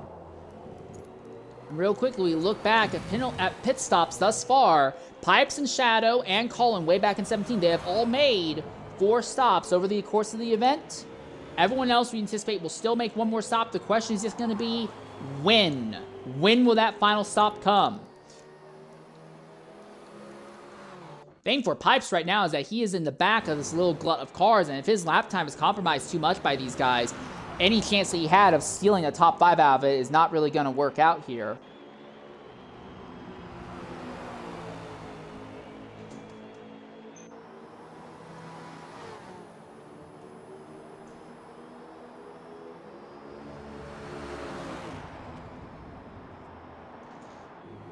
Just about nose to tail for this trio here.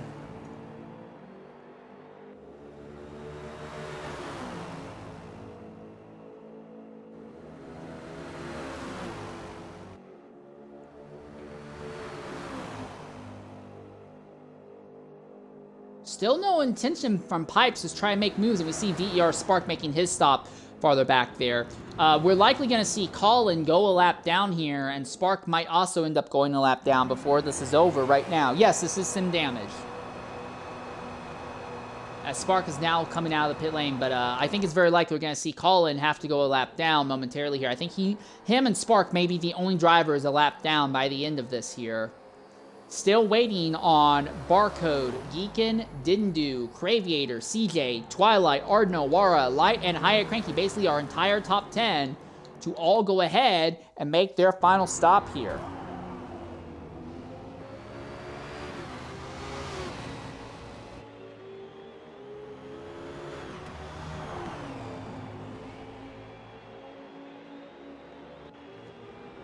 Now Barcode finally pits, so does Dindu.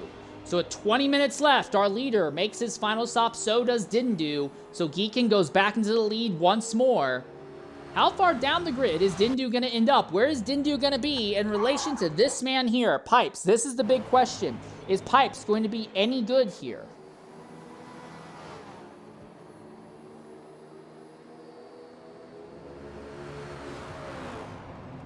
Pipes is already cleared. NDL didn't do.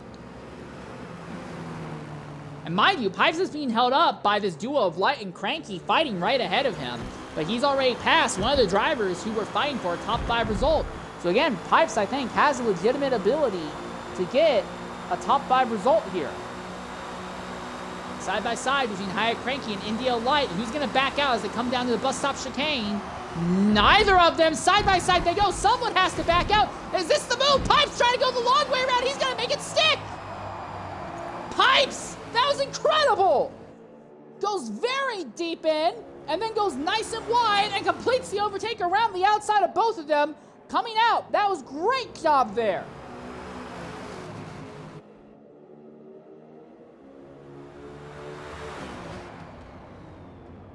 So now Pipes has clean air. He's not going to be held up by drivers behind him. And again, that gap between Pipes and Dindu is pretty significant, and now Dindu, even if he's got better tires and a really light fuel load, would still have to get by these two drivers that Pipes doesn't have to worry about.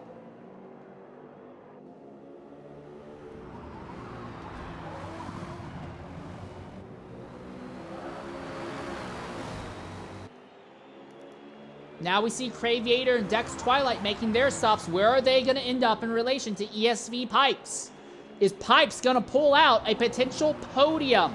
A top 5 seems almost guaranteed for Pipes, who pitted back on lap 1 start. Pipes has already cleared both Craviator and Twilight. NDL Light's also well clear as well. Pipes is second highest of everyone who has made the bare minimum 4 stops right now.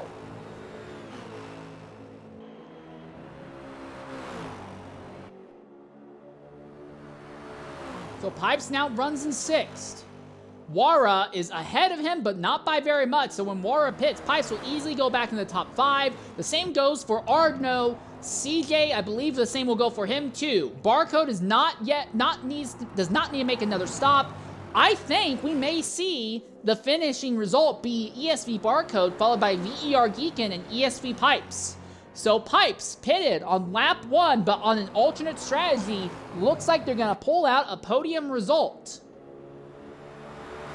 So now the question is going to be, is Pipes doing that to try and take the piss on the entire field, or was there a legitimate problem that he had to try and race back from to put himself into the top 3 results here? And for the NDL drivers, frustration. They have shown up in numbers. They had a half dozen people start the event, but the only one who showed any pace to legitimately run top 3 lagged out before 20 minutes in. And all of the other NDL drivers, while they've had a respectable time, none of them are on track to finish on the podium, despite showing up in sheer numbers. Just a little bit more than a quarter of an hour left here. And again, once this stream is over, once this race is over, we'll wait a little bit and then try to get some post-race interviews from some of our top finishers. Stint 3 will be broadcasted by VER Reverb and VER Spark, and we'll try to shepherd viewership to probably VER Reverb once the stint is over here.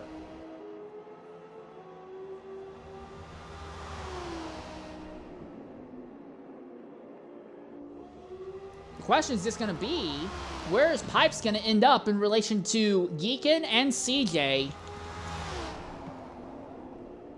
Still plenty of fuel left here in this Lambo. I feel like you should just go ahead and bite the bullet and take the pit stop now. You're not going to be in that bad of a position if you go ahead and pit then. Higher Cranky not looking to have a good end to this event. He is running in the 7th position and still has yet to make his final stop. There is a likelihood we could see him drop back to about the 14th position on track here. I think Johan may have just enough of a gap that we may see the entire field finishing on the lead lap here.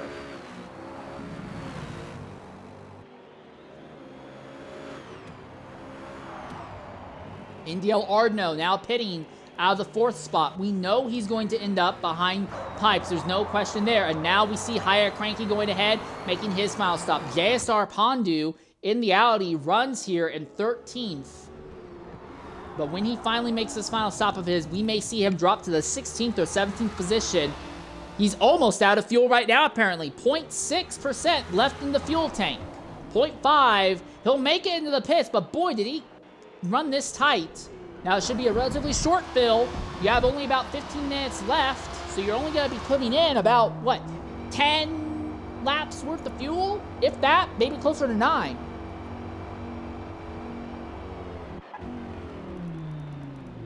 So now everyone has pitted outside of your current leader, VER Geekin, along with NDL CJ and NDL Wara.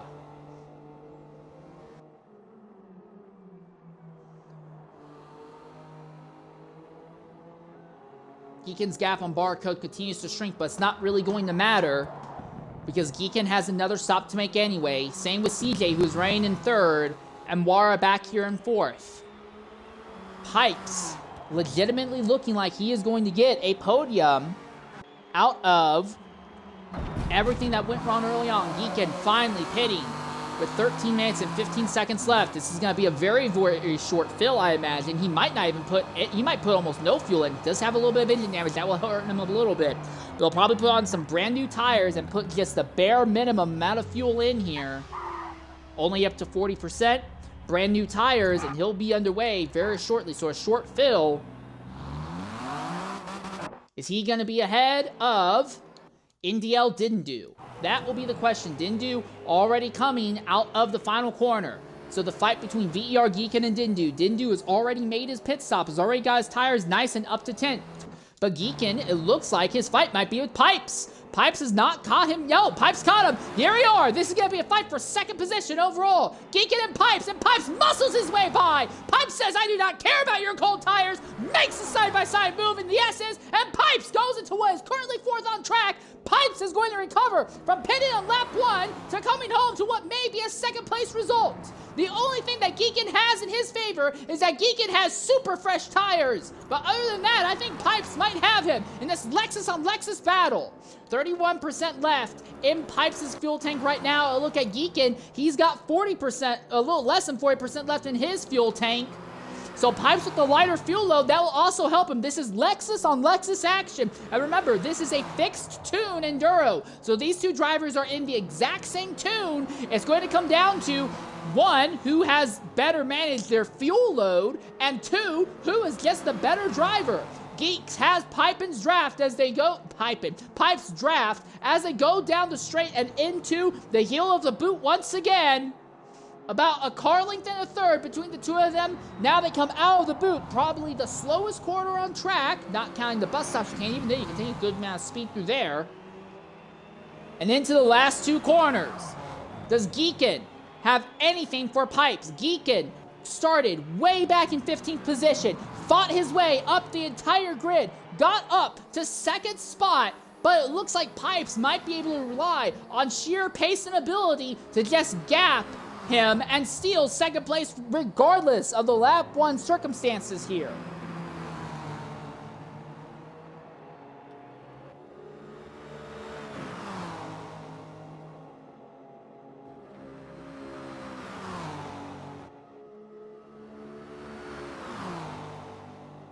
So BMW here of Geekin pulls up behind Pipes down the straightaway.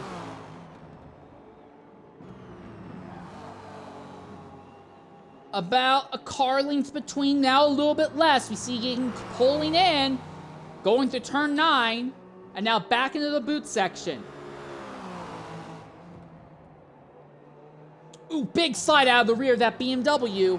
Nothing that the Lexus can do to fight back, it seems. They're still right on top of each other.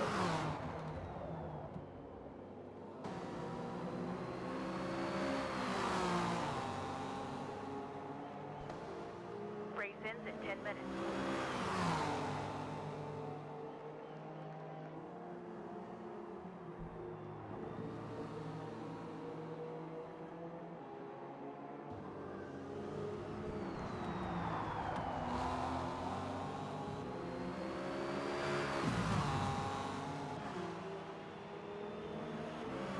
Not quite nose to tail through here.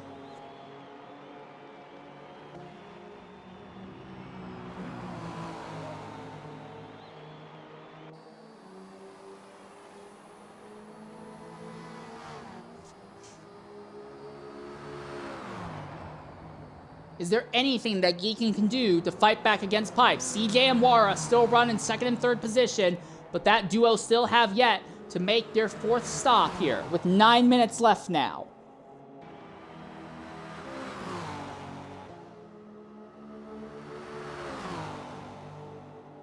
Down the back straightaway, we see Pipes runs a slightly defensive line, but then goes back wide so we can have a proper entry into the bus stop chicane. Nothing there, nothing that time.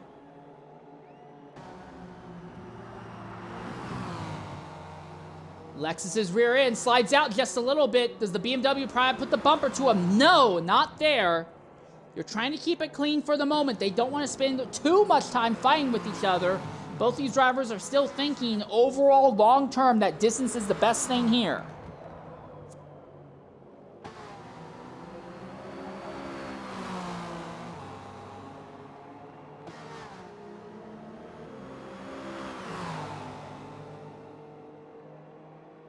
as Indy Wara just ahead, but Wara has yet to make their final stop. The question is, how long is Wara going to stay out? How long is Wara going to delay the inevitable?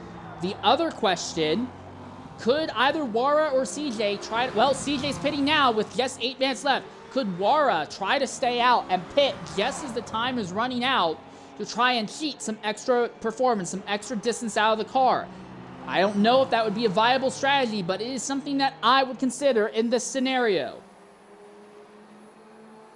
And if he does that, well, there's no way that this duo, Pipes and Geekin, don't catch him.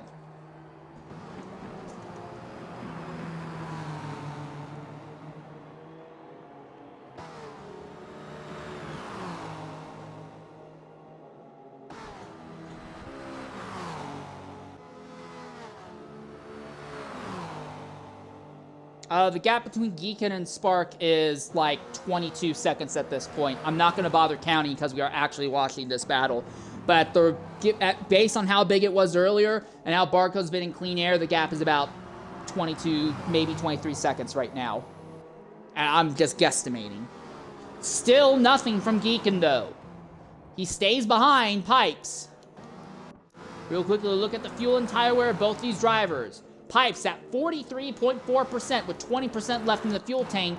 Geekin is only at 11.6% with 27.7% in the fuel tank. So Geekin has a tire advantage, but Pipes has a fuel load advantage here to the end.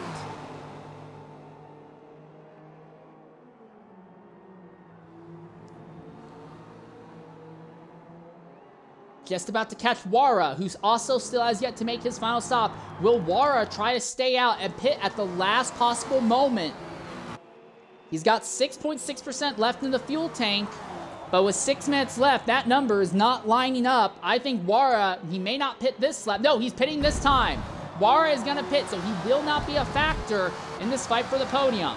And we're going to see Wara likely plummet down to about the 11th position. While he showed some pace and capability earlier, he has not had any capability whatsoever to make stuff happen to stay in the top 5 as the race has gone on.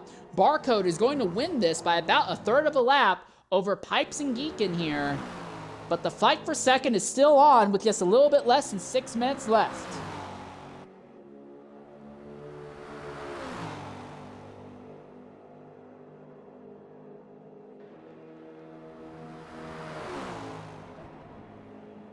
Side by side, is this the move? Oh, there's a little bit of contact, but Pipes had that inside line and was able to go a little bit deeper and come out a little bit straighter.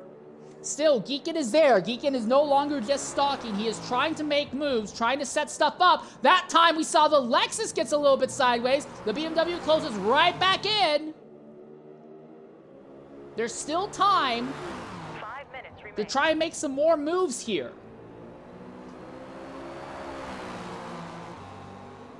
And barring something catastrophic happening, all 17 drivers are going to finish this on the lead lap, which is absolutely fantastic to see. So while the fixed tunes have not done anything to help the lack of parity at the head of the grid, the fixed tunes has absolutely improved the ability of the drivers near the rear of the field to keep up.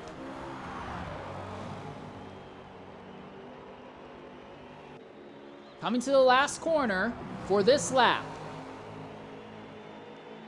Still nose to tail. Pipes goes down to the inside. Geekin says, okay, I'll look to the outside. Side by side, Lexus on BMW action. Who goes deeper under braking? The ESV car has the advantage, and that lets him be able to make it through. I don't think you're ever going to be able to make that move stick on the outside, not in the BMW. If it was in a Porsche, I think maybe you could make it stick. If it was in the Acura, you could definitely make it stick. But I think and the ESV is a little bit wide, and that's gonna let Geekin get to the inside. Side by side, Pipes and Geekin as they go down the straightaway. This time the BMW has the car about a quarter of the car length ahead. Who goes deeper in? Oh, they both go deep. A little bit of contact. They're sideways, big sideways moment. They both wash out wide. They make contact, and it is the BMW who gets ahead of the Lexus. Contact and a big slide, but somehow they didn't wreck, and it is Geekin who is back ahead of Pipes with 3.5 minutes left now. Now into the hairpin, the toe of the boot once again. bumper-to-bumper action. The Lexus is fantastic out of this corner. Immediately, the BMW goes, brakes, and defends the inside, so the Lexus is going to go to the outside. Drag race again, but the Lexus was so much better. The BMW scrubbed off too much momentum trying to brake down and defend the inside line, that the Lexus just went by him in a straight line. It was too much of a defensive run. He scrubbed off too much speed, Geekin did, and that put Pipes back ahead. And now Pipes knows where Geekin can get by him, and he's going to drive a little bit different to keep it from happening again.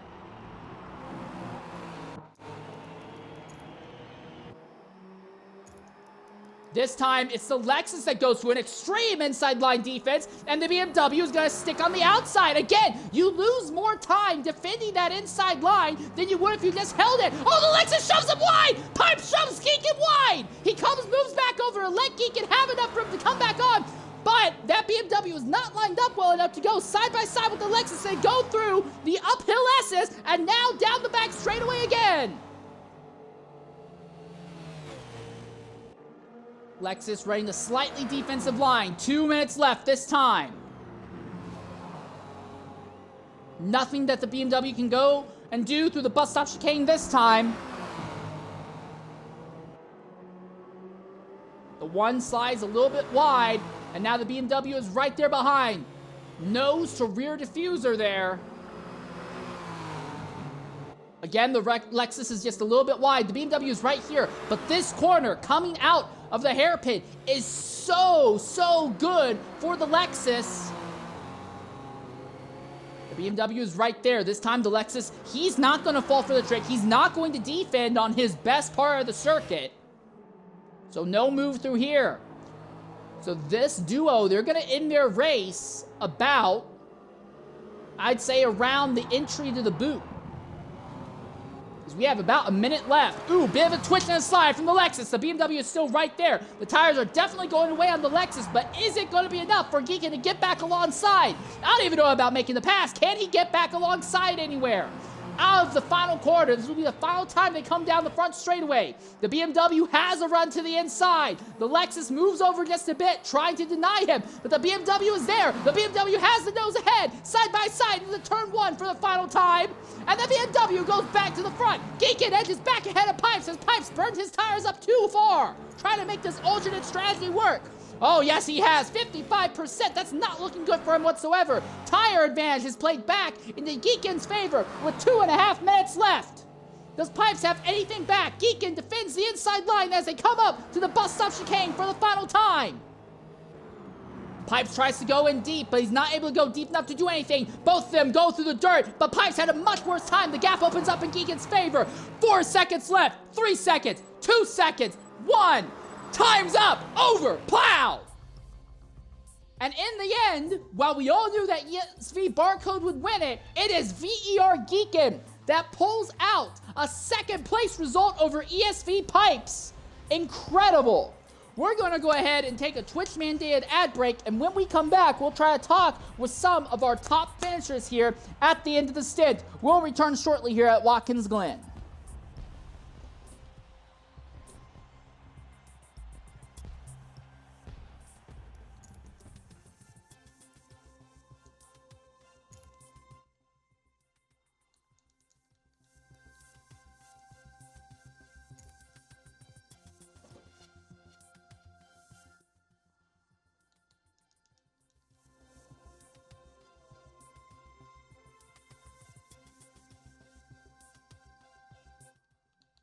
All right, Geekin, are you able to hear me?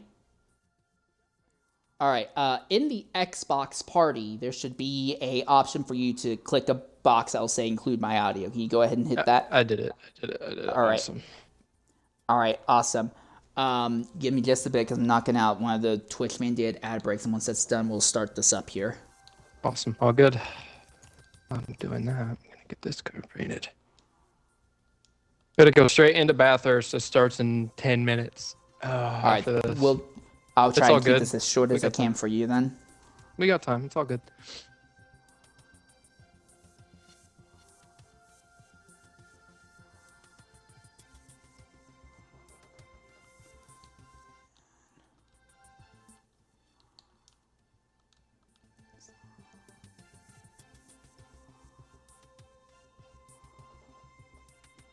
All right. Pipes, are you able to hear me? Pipes, can you hear me? In the Xbox party, there should be a little box to click that will say include audio. Can you go ahead and hit that? All right, there we go. All right, cool. I'm going to start with Geekin here. Ladies and gentlemen, welcome back to Watkins Glen. Our Stint 2 here for the gold lobby for ESCA's 8 Hours of Watkins Glen has ended. And first, I want to talk with VER Geekin. Geekin, that was a heck of a run. You started way down in the 15th position. Somehow, you drove your way through the field, led a huge chunk of this race, and came home in a very intense battle with a second-place result. What do you have to say about that run out there, Geekin? Yeah, but I needed to get redemption for my mess up in Stint 1. I had to bring it back. I knew I could get P2. I messed up the Stint last time, so yeah, I had to bring it back. I had an amazing battle with Pipes. I thought with the strategy that he was going to be a little bit farther ahead, but it ended up working out. I overfueled in the last bit because I was being a little too safe, but yeah, no, that was an amazing battle, and it had some sketchy moments, but it worked out. And yeah, amazing race. GG's to Pipes. That was a very fun battle. And yeah. When you started this Stint, Geekin, did you have any idea that you would be able to pull a second place result out of it in the end? Absolutely not. I thought I was just in recovery mode. I was in recovery mode and doing what I could. So I was going to take whatever I got. All right, well, it was a fantastic drive. I'll ask one more question before you step out, because I know you have another race. Who's going to take over that car in Stint 3? I will be betrayed.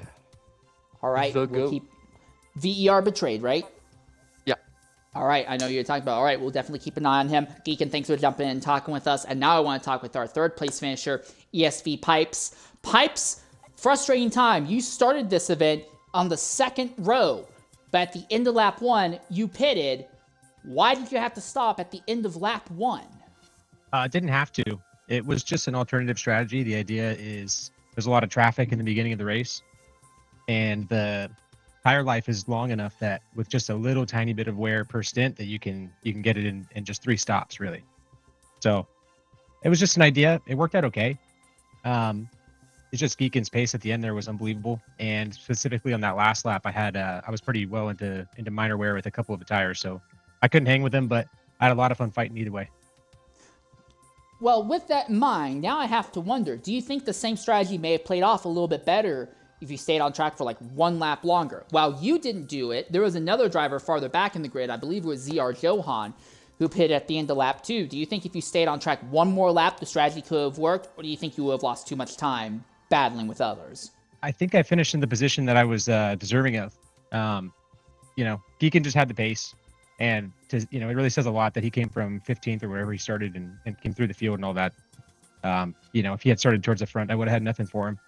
So I drove my race. I was really consistent. I had like a 5-minute segment in the middle of the race where I was making a few mistakes and lost some time. And that was, that was on me. Other than that, really, I ran into traffic with NDL Light and I had Cranky towards the end and was stuck behind them for maybe 10 laps or so. It's just any one of those few things. If I had, a little bit more luck on my side or executed it just slightly better, then might have had a chance to keep Geekin behind. All right, well, it was a fantastic drive out there. Wild strat. So now I have to ask, who's going to take over that car for you in Stint 3? I'm driving it again, and then Riker will do Stint 4. All right, well, we'll definitely keep an eye on you. I'll be interested to see if you can pull off back-to-back podium results with this wild strategy of yours. Pipes, thanks for jumping in and talking with us, and hopefully get to see more of you in the future. Anytime, thanks. All right, with that in mind, I have sent out invites to our 4th and 5th place finishers of Dindu and Craviator. I also tried sending an invite out to Barcode, but it does not look like he is willing to do any interviews, so we're going to wait just a little bit, see if anyone else of our top finishers are willing to jump in here, but if not, we will end the broadcast momentarily here. But it has been a 2-hour event. Lots of interesting stuff happened in the first hour. Then the last hour was just kind of letting everything play out and fall out into the positions. But man, I do want to say one thing, real sad thing for India Awara. In that Porsche that qualified and started right in the top three positions. Started third, ended up falling to 11th. He had decent enough pace, but he was too reserved, too willing to back out. And every time he was backing out, he kept getting stuck in battles. That, I think, was the main thing that really plummeted him down the order. Other things to consider real quickly. Distance penalties really had a pretty knock-on effect. Now, while we know that ESV barcode has enough of a gap that there's no way anyone's going to take this stint win from him, it should be noted that distance penalties did work out in Geekin's favor significantly. He had way less distance penalties than Pipes did. So even if Pipes was right ahead of Geekin, Geekin would have still nipped him on that. Other things to consider is that NDL Didn't ended up way better off on distance penalties than Craviator. So while Craviator was ahead of Didn't at the end, ended up being Didn't gets him back on distance penalties. Other things to consider, Dex Twilight, while they ended up still making up ground from the start, they still lose a huge chunk of time due to distance penalties. NDL Shadow, a fifth of a mile of distance penalties at the end, fell basically from a 6th place starting spot to 9th, and then both NDL Wara and ZR Haya Cranky, well over a fifth of a mile of distance penalties. Everything kind of fell apart for them near the end. Both of them are going to be out of the top 10 by the end of it all. Les Destructor ended up being the driver who finished last after distance penalties were taken into account as well. But in the end, definitely a very interesting event. Of our 18 starters, 17 of them were able to run to the end of the event, and all 17 of them finished on the lead lap. With this in mind, that will pretty much wrap up our broadcast here from Watkins Glen, but you can check VER Reverb, that is REVERB. He will be doing the broadcasting for the next stint, so I highly encourage everyone to go ahead and start going in that direction if you want to catch stint 3 here at Watkins Glen. But once again, thank you everyone for joining. We have had a very interesting time, and I look forward to seeing you guys in the future. Until next time, stay safe, farewell, and goodbye everyone.